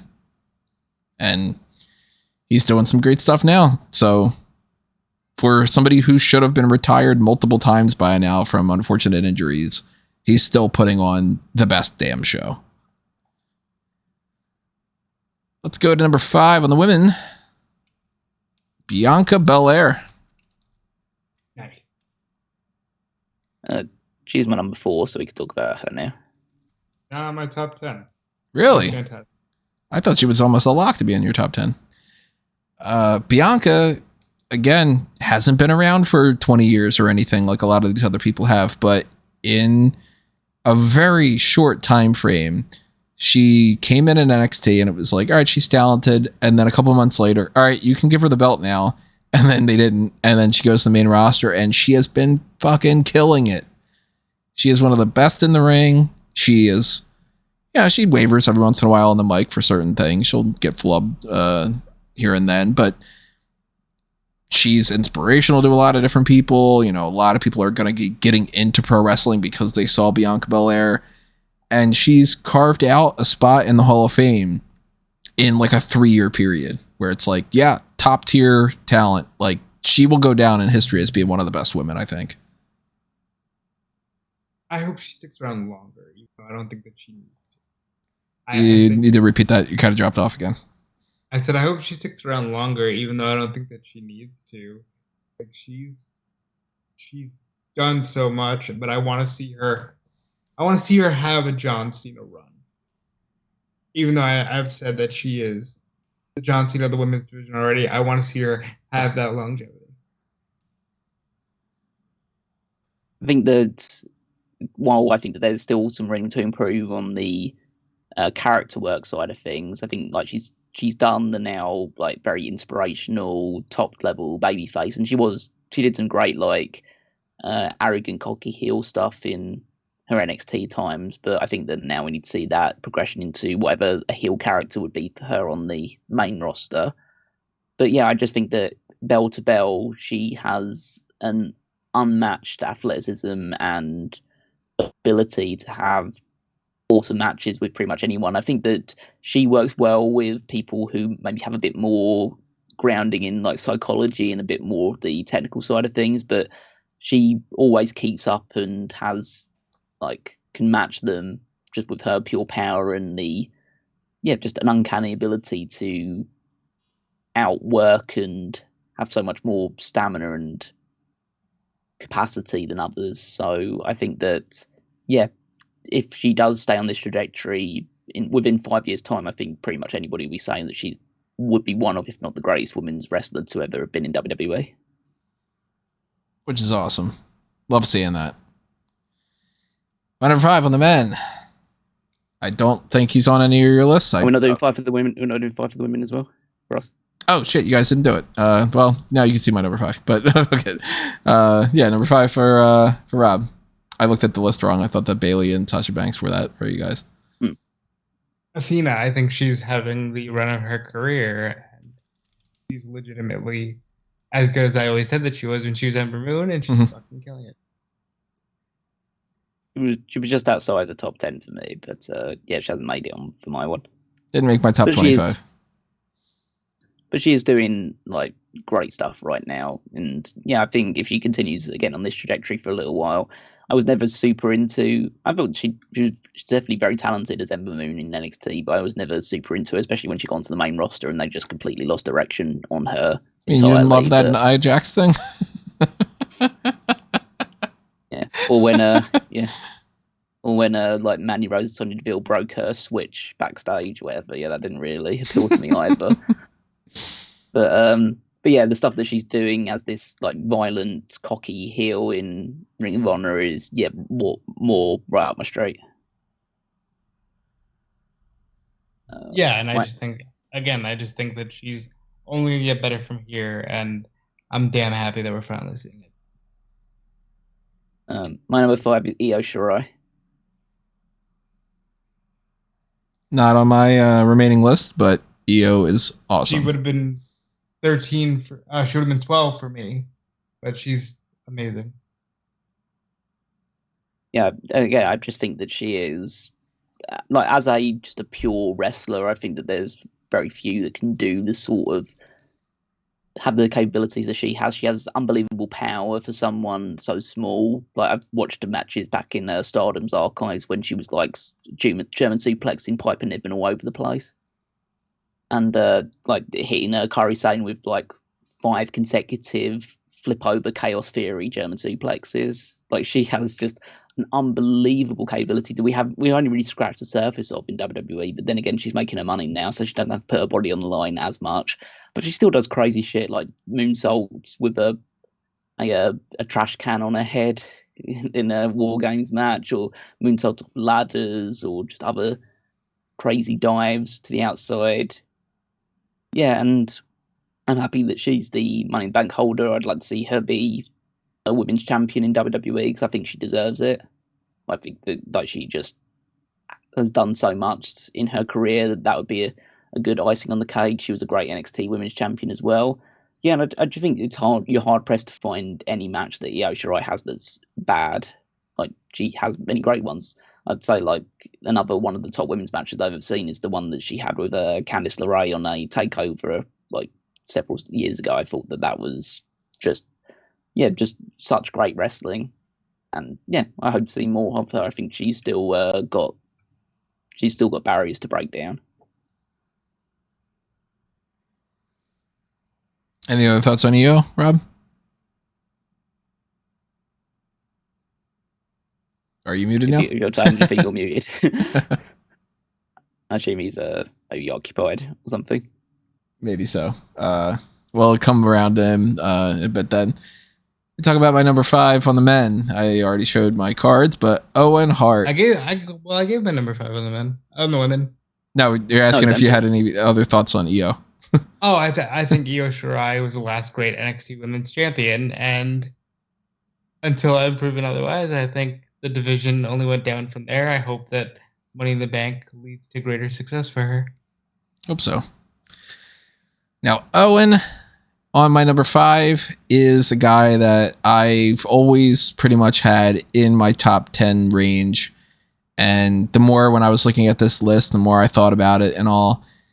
I'm glad that it mathematically worked out that way because I would have put him in that spot anyway. Owen is underrated by a lot of different people in a lot of different ways. Of course, a lot of people speak fondly of him, but I think that's obviously well deserved. He is great in the ring. He was fun on the mic. He had great character. He played around with things in a way that a lot of people were too afraid to, and he was able to be comedic but not a joke. Like most in that time frame, like a Bushwhackers, for instance, or like, yeah, they're fun, they're funny, but you don't take them seriously. And Owen every once in a while I'll like tell an Owen thing to Caroline. I'll be like, the other day there was something that made me think about the cast and him like pulling the whole, he had it for like however many months that was, and that was fun. I love his feud with Shawn Michaels and the Insecurity thing. I love these backstage stories that we hear from Owen about ribbing people. I love so much about that time frame. Even like, if you're going to name favorite tag teams of all time, it was a very short run, but somewhere on my favorite list, I don't know where it would be, maybe like in the 20s or so, would be Owen Hart and Yokozuna, and Owen Hart and British Bulldog, and his feud with Brett. Fantastic. That WrestleMania 10 thing is just iconic. And Owen is a guy that I wish we could see against almost every single person that's on here. And he should have won a world title. He should have been a bigger deal. I think he's better than Brett in some ways. But of course, Brett's still on my list. And I absolutely love Owen Hart. He is someone who should have been more recognized. He should be in Hall of Fame. Obviously, there's a very good reason he's not, and I respect the family's wishes, but I just wish the tragedy never happened, obviously. Owen changed the game in a lot of the ways we talk about Ray, in a lot of the ways we talk about, AJ. Owen changed the game the way the game is looked at, and I think that that's something so special about him. Yeah, it's a guy that I haven't really got that same affinity for, because again, I was watching at the time of his rise in WWF, but like from all accounts, he just seems like he was like just the greatest guy, and he would like have fun with people backstage, and yeah, that tragedy is just, it's always one of the biggest black marks in just the history of wrestling, and I'm glad that he's getting like a lot of tributes and recognition in AEW now through the Owen tournament, and yeah, it's glad to see that legacy at least being continued. At a glance on my list and all, Owen is one of the major guys that I would be like, if you could give me a one more match with a lot of these people, it would be Owen against a lot of them. Like, I mean, Owen against Kevin Owens, like Owen against Chris Jericho. My God, that feud probably could have gone on for 2 years and I wouldn't gotten tired of it. So here's your number 5, Rob. Bret the Hitman Hart. Put a pin in it. Number 5, Callum, who out of that list that I didn't get around to? I'm thinking it might be Lesnar. It is Brock Lesnar, yes. There you go. So let's talk about Lesnar then. Number 18 for Rob. Number whatever he is for me, I don't know. He's somewhere on that list. An absolute freak of nature. Just like, God, there is no one like Brock Lesnar. No one quite like Brock Lesnar. Just the incredible power, the speed, the athleticism, he had everything as soon as he came in. As soon as you saw him on that first episode of Raw coming in, and maybe I didn't watch that part live. I didn't see him until I was checking out episode SmackDown. But just one look at him, and you thought, yeah, this is the epitome of what the human species can be, let alone professional wrestling. He's built like nobody else. Was just throwing people around left and right, destroying legends, becomes WWE champion after 4 months after coming in, which I think is pretty much unheard of in at least, especially in the modern side of things. Yeah, they just strapped the rocket to him. And he's never been the strongest promo, but I think he's still got an inbuilt charisma about him that a lot of wrestlers don't have, that gravitates people towards him. And then, people love him because he just throws people around, takes no shit from anybody, knows how much he's worth, and plays up to that fact. And has just spent an entire career destroying people left and right. I think that when he's motivated, there are few, I think, better professional wrestlers that they've ever been than Brock Lesnar, because he can have great matches with anybody, apart from obviously really crappy wrestlers. But then again, it's like nobody can have a great match with Jinder Mahal, and that's why he avoids it, because he's super smart. He's one of the smartest men in wrestling as well, because he comes and goes as he pleases. He's managed to work out one of the best deals. Yeah, you have to at least credit that entrepreneurial spirit on top of just being an absolute incredible wrestler. And he's legitimate because he destroyed the UFC as well when he came in. So yeah, I think that Lesnar is a true super athlete that's been in WWE. He stands in his own in a lot of ways. Like when people talk about Mount Rushmores, I wouldn't put Brock on the Mount Rushmore, but I would be like, he's one of those monuments. Like you give him, I don't know, the Lincoln Memorial or something, you know what I mean? Like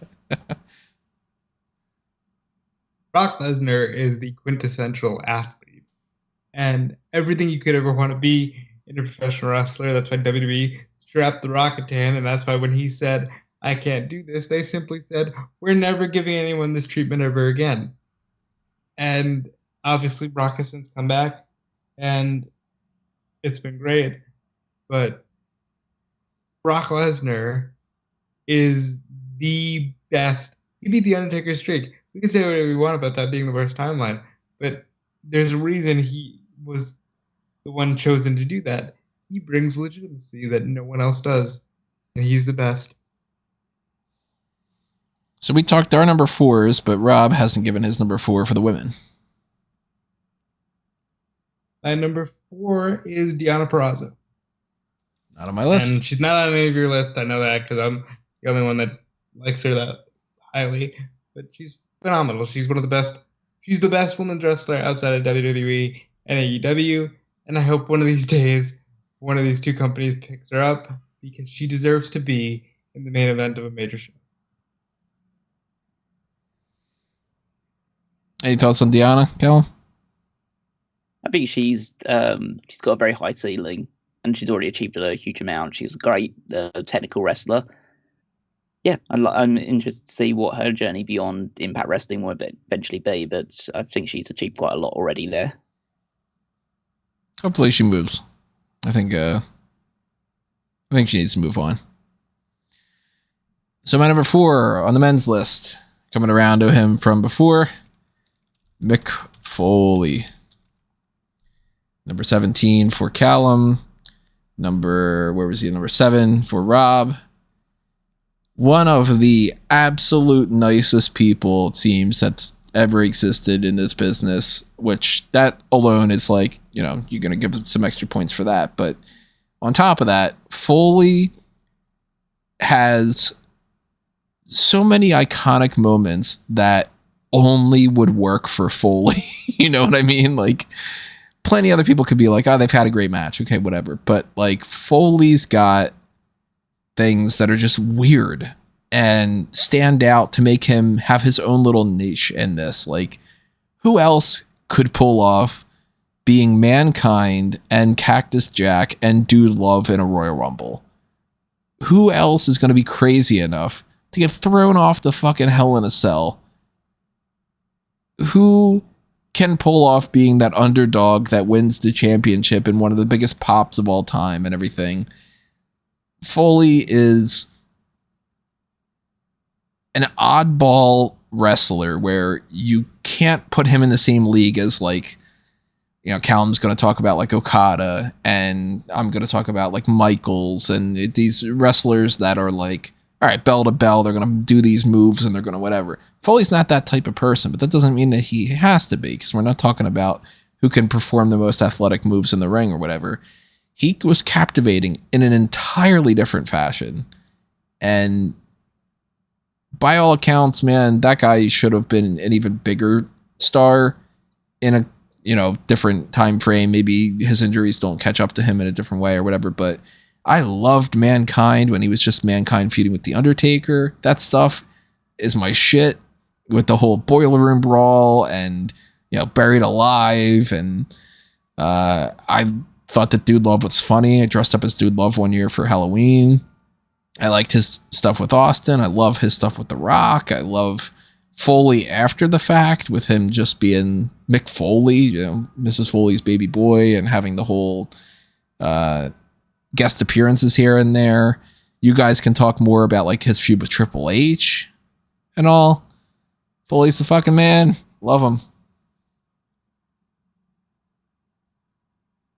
What an absolute selfless legend he was, to the point where like you never thought that he was actually ever going to get that moment of hoisting that world title aloft, and then does get it, and it's one of the best Raw moments of all time. Just that celebration, the Big Daddy-O did it, that little call at the end of it. It's just, it just fills you with such emotion.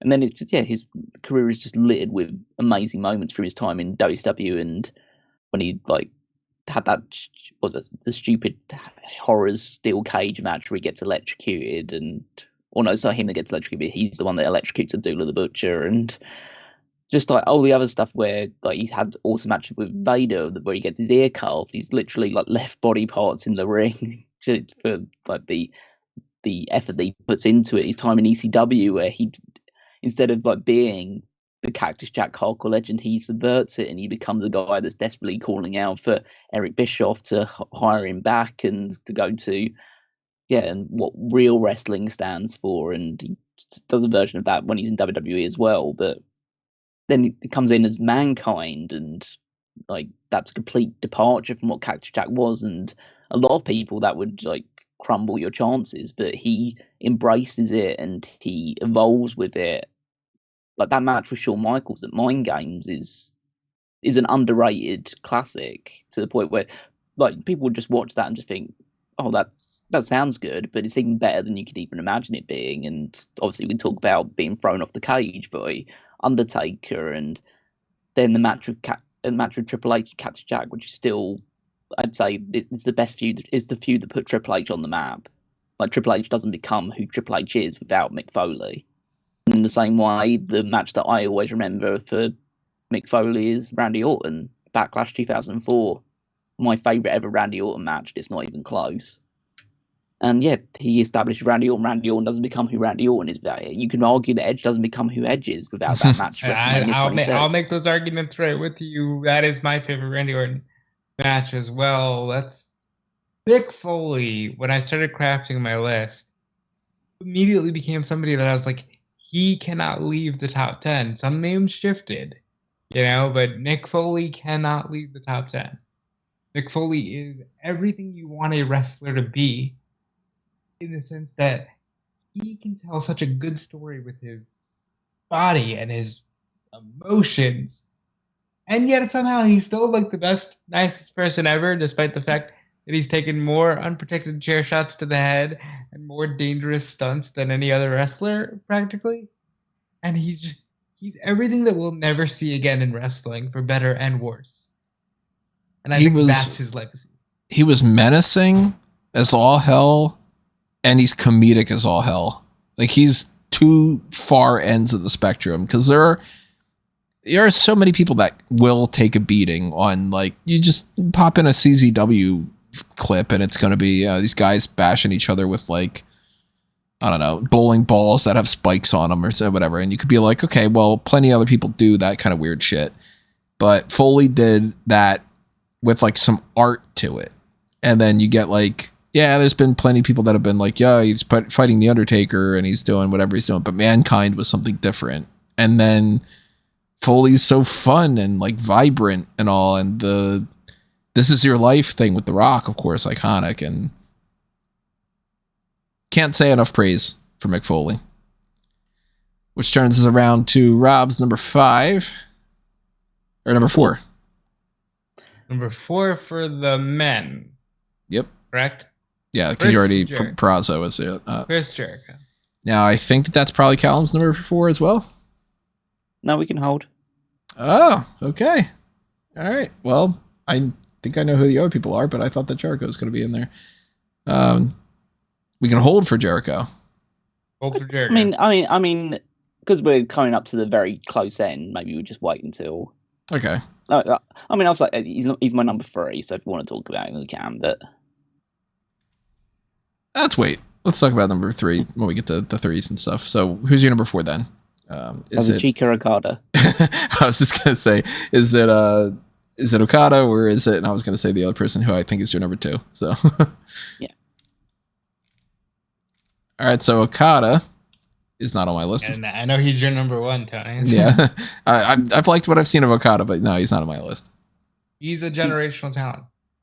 Yeah, he's the top guy in New Japan. I'd say, like, at least again, I haven't had an exhaustive watching of everything that New Japan's done, but I've spoken to people, heard from people that do have that more expansive knowledge, and they probably would say that he's one of, if not the greatest they've ever seen. I think that I've always described him as wrestling's greatest chameleon, in that he evolves his style and he mirrors. He always manages to find the perfect fit with whoever he is wrestling. He adapts to their style. He's able to mirror them and still hit all his big stuff, but he wrestles to their match rather than them having to conform to his match. He will have a match with a big guy and wrestle it their way, and then he'll match with a technical guy like Zack Sabre Jr., wrestle it their way, have a high flyer like an Ospreay or a Hiromu, and will still manage to mirror all those stuff perfectly. He just has a series of awesome feuds. Tanahashi's the big one that put him on the map, but then he's had great feuds with AJ in New Japan, and obviously Omega with the big series. Had great feuds with Jay White and Ospreay, and Naito, and he's always been, like, pretty much since he came back from his excursion, he has been positioned right at the top of the company, and it's fully deserved because he is just a legendary talent. Already in like his mid-30s, he is a bona fide legend, and now they're using that legendary power to, like, him to be like the gatekeeper for a series of new stars that are coming in, like Yota Tsuji and Shota Umino and Yuya Uemura when he comes back. It's like he is now the grumpy old man that's going to keep all the young kids down until he's done being on top. So yeah, I just love everything about him. I think that he's also a great promo. I think he's got so much charisma about him as well. Yeah. Can't say enough good things about Okada. He is, as Rob says, a generational talent. He's one of those names where it's weird. It's all subjective, of course, but when you see the body of work he's put into things, how could he not crack my top 10? You know? Like, yeah, I started watching for Tanahashi, and yeah, Masawa, by the way, would have been number 26 on my list. He came very close to making the cut, but I didn't get to see Masawa like that. I have gotten to see Okada, and it's some of the best of all time. The little bits I've seen, I've liked, but that's all I can really comment. My number 3 on the women's list, Mommy, Rhea Ripley. She on yours? On my list? No.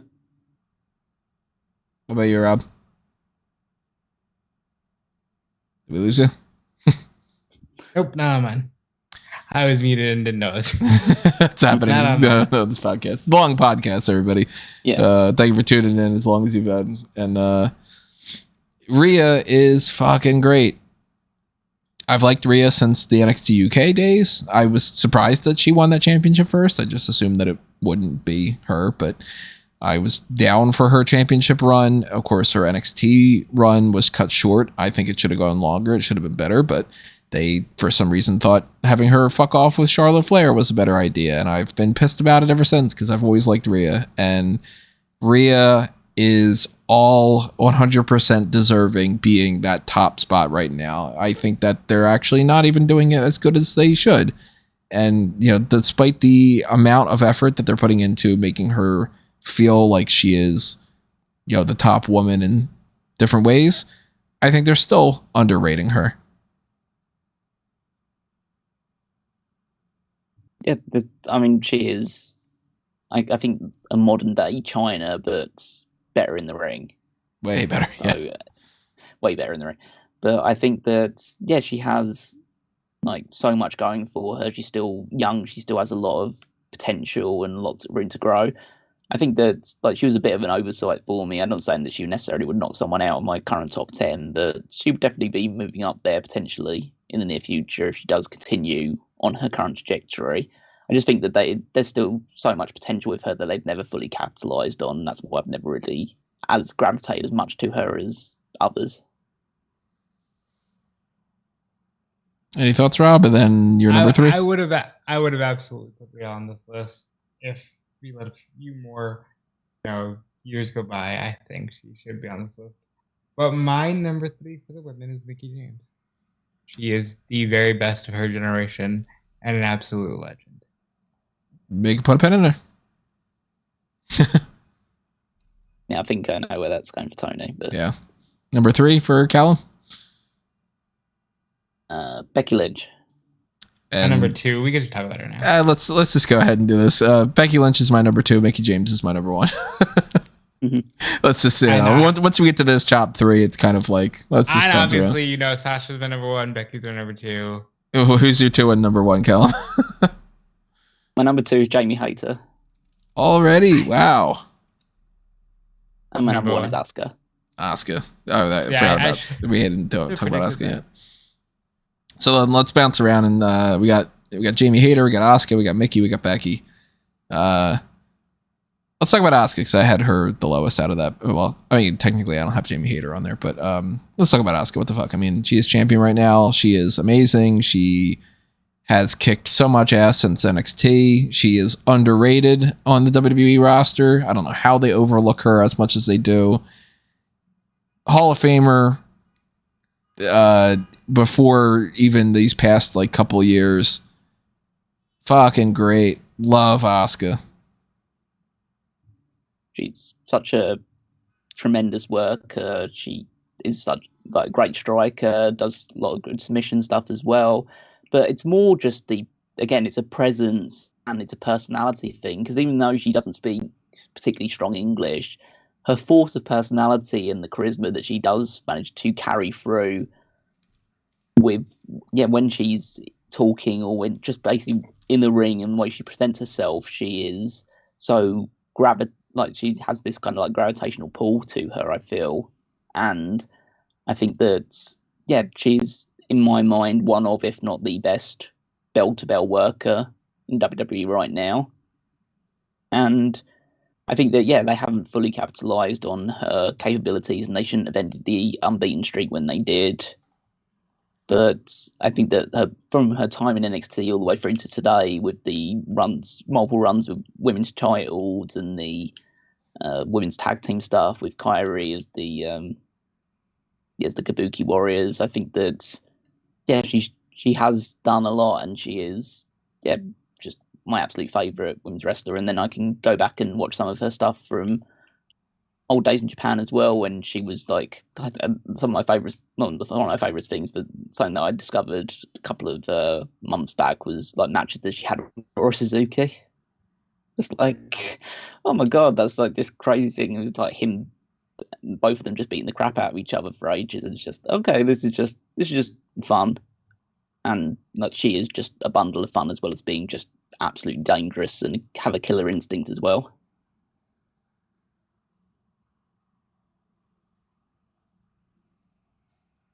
Thoughts, Rob? Yeah, I think Asuka is, as much as I think it's an oversight that I didn't have her in my top 10, I think she's one of the best women to have ever done it. She's the best NXT Women's Champion of all time. She's the quintessential woman you go to when the 4 horsewomen are not available. And she's had a run that, honestly, she is in the Hall of Fame, even with just this right now. So Asuka is definitely deserving of a lot of top spots. She's also done everything. There's nothing that she hasn't done in the company outside of technically like, okay, she's not main event at WrestleMania, which, only a few people have. And she didn't win the NXT women's tag team titles, which who fucking cares? But she won the NXT championship. She won the Raw and SmackDown championships. She won the tag titles. She won the Royal Rumble. She won Money in the Bank. Hell yeah. So Mickie James, my number 1, just bouncing around for all those things. Mickey checks everything off the list for me. Extremely attractive, better in the ring than people she was in the ring with, carries herself extremely well. Always been a fan of her. Always thought she was underrated. I've said plenty enough about Mickey over the years. Yeah, Mickey James is my number 3, but she is absolutely the best of her generation, an icon in the industry. And yeah, I'm just glad that she's been able to get her flowers outside of WWE, because WWE hasn't always been the best to her. She got a little extra bonus. She's the first winner of the inaugural Sexiest Superstars tournament that had every woman at that point that I could think of from WCW, ECW, WWE, and TNA. So she always has a little extra boost for me in that fashion. Yeah, she's incredibly talented, has a strong promo, did carry herself very well, especially I think she obviously did very well in WWE, but I think she actually shined most in TNA. I think that's where the company that actually treated her like the star that she never really was put on the pedestal for in WWE. But yeah, her feud with Trish is well regarded as one of the best women's feuds that WWE has ever put together, and yeah, even and to this day she's still working, and she might have lost a bit of a step, but she still carries herself like the legend that she has been for women's wrestling in North America. Now, Jamie Hayter's your number 2 already. There's just, again, it's just something about her in that the power, the presence, she has this unbridled charisma. It's just like when she came in with Britt Baker, it's just like, okay, she's, again, the British side of things is maybe leans it a little bit more, but she's there just the muscle for Britt Baker, so she doesn't wrestle all the time, and you can put Jamie Hayter in. But over time, there's that groundswell of support that just builds up, and it's just purely, again, her personality I think is really strong, and it's really come to the forefront in recent months, but it's mainly just an in-ring thing, and that's, again, one of the things I love about AEW is that you get over by being great in the ring. You don't need to necessarily have the strongest promo or the capabilities of force of personality, but if you can do the business bell to bell, people are going to get behind you and people are going to fight for your corner. And then she just builds up this overwhelming groundswell support to the point where she then is having these banger matches, but now the crowd is fully engaged with everything that she's involved with, and then you feel that engagement come through when you're watching on the screen. And yeah, I'm so looking forward to watching her hopefully win the AEW women's title back at All In. I would be totally down for her and Toni Storm main eventing All In. I think that honestly, I think that would probably be my choice. And I think that she's currently number 2. I think that if she continues on the current path that she's on and continues killing it in the way that she does and just having banger match after banger match, yeah, she'll be number 1 eventually. And that leaves Becky Lynch as the last for the women's side that we can talk about, which, what do we need to say? Becky's Becky. I mean, she became this big enough force that they ended up actually having the women main event WrestleMania. There's, she's a Hall of Famer. She's somebody who was overlooked in the 4 Horsewomen and eventually became the top one of them. Yeah, someone who kind of got built up by having paid her dues, doing a lot of great work, but never getting the recognition it deserved. It's probably the thing that I almost appreciate the most about Charlotte Flair's entire WWE run is that because she was so overly pushed that it actually led to Becky getting the spotlight on her when she finally snapped on her. And yeah, everything from that moment on, from that SummerSlam match onwards, has been just a meteoric rise, from the broken nose that she suffered and that iconic shot of her bleeding with the SmackDown t-shirt on in the crowd, and then going into WrestleMania and being the focal point of the first ever women's main event, winning both titles on that occasion, then holding the Raw Women's title for over a year, leaving because of a pregnancy, coming back, winning the title almost immediately. and then going on a great heel run after that as well, but helping establish Bianca Belair as like a prominent name in the company. And now ever since then, she's not won the world title since then. She's held the tag title once, but ever since she's just been going from she doesn't need the title anymore. She's already built up enough of that reputation and character that she can just be feuds can just build around her and whatever she wants to do, like the feud with Bayley and now this feud with Trish and Zoe Stark. It's like she is still the one of the key focal points of the women's division, but she doesn't need to be involved in the title scene right now for that to be the case. Becky's your number 2, Rob. Anything else you want to Becky put is out my there? number 2. She is what else can you say? She's the first woman to headline WrestleMania. She's done so much. And I honestly think that if she retired today, she's all good. But honestly, I expect a little more history to be made from Becky Lynch before it's all said and done. The more that I think about it, the more I think that they might have her beat Rhea for the championship at Mania. I don't know if they're going to try to do that ahead of time. I thought they were going to do it ahead of time and do that around SummerSlam, but they clearly are not focused on that right now. But Becky and Rhea seems to be the top match that they could possibly do for that side. So we might get another title reign for her pretty soon, for all that matter. So we got the gold medal, we got the silver medal, we got the bronze medal. Chris Jericho was Rob's number 4. Chris Jericho is number 3 for Callum. He's number 10 for me. Rob's actually got to leave because this is a 4-hour podcast and we were not planning on this being this long.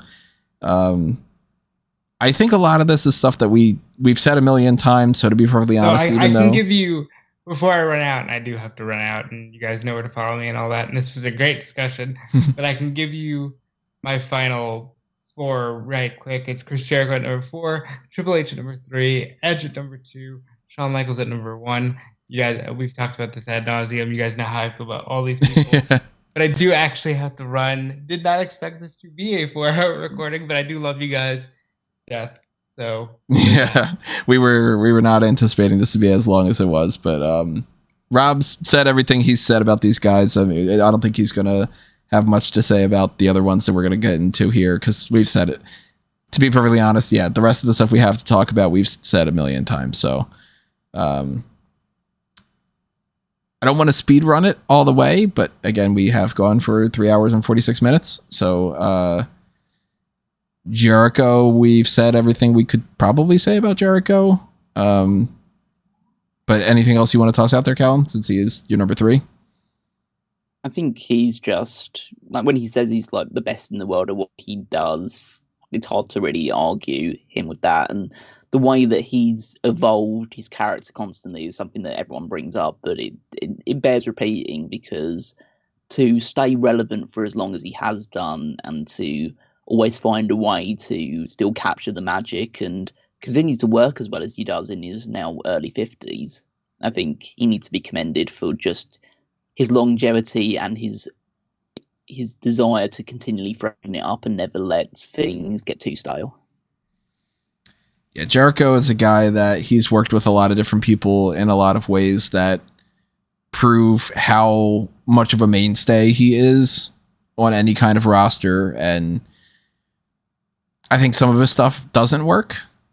But then again, who has a perfect career? You know, I don't like the Painmaker thing, but he tries to keep himself fresh. And that's something that a lot of people don't do. So that's something to commend him for too. My number 3 is Rob's number 5, Bret the Hitman Hart. I, of course, this time frame that I'm from, yeah, not all that surprising. This list has not changed for me over these years. And I might as well just go ahead and say the other ones because everybody knows. If you've been watching this podcast as long as you know that Shawn Michaels is my number 1. You know that Undertaker's my number 2 and that they're basically head to head with each other, with Bret being, at one point, Bret was my number 1. At one point, he was tied and all 3 of them were number 1 and I couldn't really pick.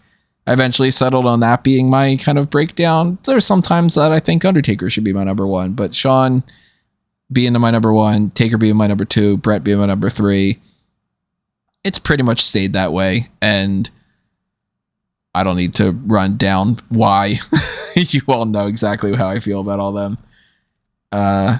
Which kind of carries over. Of course, we talked Triple H with a lot of different things over the years. He's my number 12. He's Rob's number 3. He's not on Callum's number 1 and number 2. What else can you say about Triple H too? You know, what else can you say about these guys we haven't run down a million times? So what else can you say about Eddie Guerrero and your number 1, Kurt Angle? Well, so yeah, Eddie Guerrero is my number 2. Yep. What I can say about him is that no one has made me feel about pro wrestling more than Eddie Guerrero. And whenever I think of Eddie Guerrero or I watch any of his matches, you're just smiling from ear to ear. And even when he was wrestling as a heel, like I always appreciate his tenacity and his aggressiveness and the way that he would just. You knew that he was just there to put on as best a performance as he possibly could do. And then when he becomes babyface and he becomes world champion, I just attest to, like, him becoming world champion is my favorite ever wrestling moment. It's just, it's like, it never fails to bring a tear to my eye to a degree of just that moment of a guy who had been wrestling for so long, had such a storied career, and you never thought was going to be world champion because of the size and the ceilings that were attached to it. But then to finally climb that mountain is just, yeah, it's something that I just have to watch fairly regularly to just get that fix. It just feels so good. And then, yeah, the tribute show when he passed away as young as he did, it's like, yeah, I think that's the first time that I properly cried over a non-family member passing away. Like, it just felt like you're just losing someone special, and like it helps keep the memories, preserve his memories maybe to an extent, because you know there's always that story about certain people just holding on for a bit too long, but there's always the wish that he could have stuck around a little bit longer, and maybe that's the thing that almost keeps me to him so long, is that really my first interaction with him was from like 2002 to 2003, and that was kind of it. 2005, and that was about it. So to have that lasting an impact on me in that short period of time, it just has always stayed as like, yeah, he's one of, if not the greatest of all time. But he's not the greatest because Kurt Angle is the greatest of all time. Yeah, I mean, I know you both have Shawn Michaels, and I haven't put Shawn Michaels in my list because I don't have a connection to him. Mm-hmm. I can fully understand that he is one of, again, and in many people's eyes, is the greatest pro wrestler there's ever been, and there's so much of a legacy surrounding him, and there's so many great matches that I've seen that are a testament to that. But I just don't have that same just emotional pull to it. Whereas Kurt Angle, like from the moment I started watching and the moment I saw him and I saw the way that he wrestled, I was just hooked immediately. And yeah, in my personal opinion, there has never been anybody that laced a pair of boots that is better than Kurt Angle in every facet of pro wrestling. I think, and no, we talk about The Rock and stuff like that as well, but I think Kurt Angle is one of the greatest promos. He's one of the most charismatic. He can do the serious stuff. He can do the funny stuff. But then from the bell, no matter how goofy he was portrayed or how much of a nerd in certain angles or certain storylines, when he just got into the ring, there's no one bell to bell better than he was. Again, one of the bigger things with him as well is his kick outs. Like, he was the master of the 2 3/4. yeah, 2 and 9, like 2.9 counts and stuff like that. Like, he had the greatest kick out, he had the greatest sense in the ring. And then, yeah, even though his WWE run was short, like, I watched Impact because of him, and you know, not all of Impact was great, but I knew the vast majority of stuff that he was doing, he got to be more of a character, and he got to be more serious Kurt Angle for the majority of that run, which I appreciated, because even though I love the comedy side of things that he did, I was always just down to see him just kill people in the ring. And yeah, I could just list off a litany of great matches that he's had. The one with the like the one with the guy that you both have listed number one is one of the. I would say, I like personally, in my opinion, I think it's the greatest WrestleMania match of all time. Shawn Michaels Kurt Angle WrestleMania 21. It's hard to argue against it. I mean, there's some ones that I would rank higher than it, but it's a fucking amazing match. One of the ones that you can show to people and just go, do you like this? If you do, you can like pro wrestling. If you don't, you're not going to fucking like anything else that you'll see, you know? Yeah, and again, it's always one of the saddest things for me, the way that his retirement angle went. And yeah, so, you know, that's the kind of the bitters pill to swallow at the end of it. But I think just at his peak, I don't think there was anyone better than Kurt Angle. And I'd argue that there's never been anyone since that's been as good as Kurt Angle.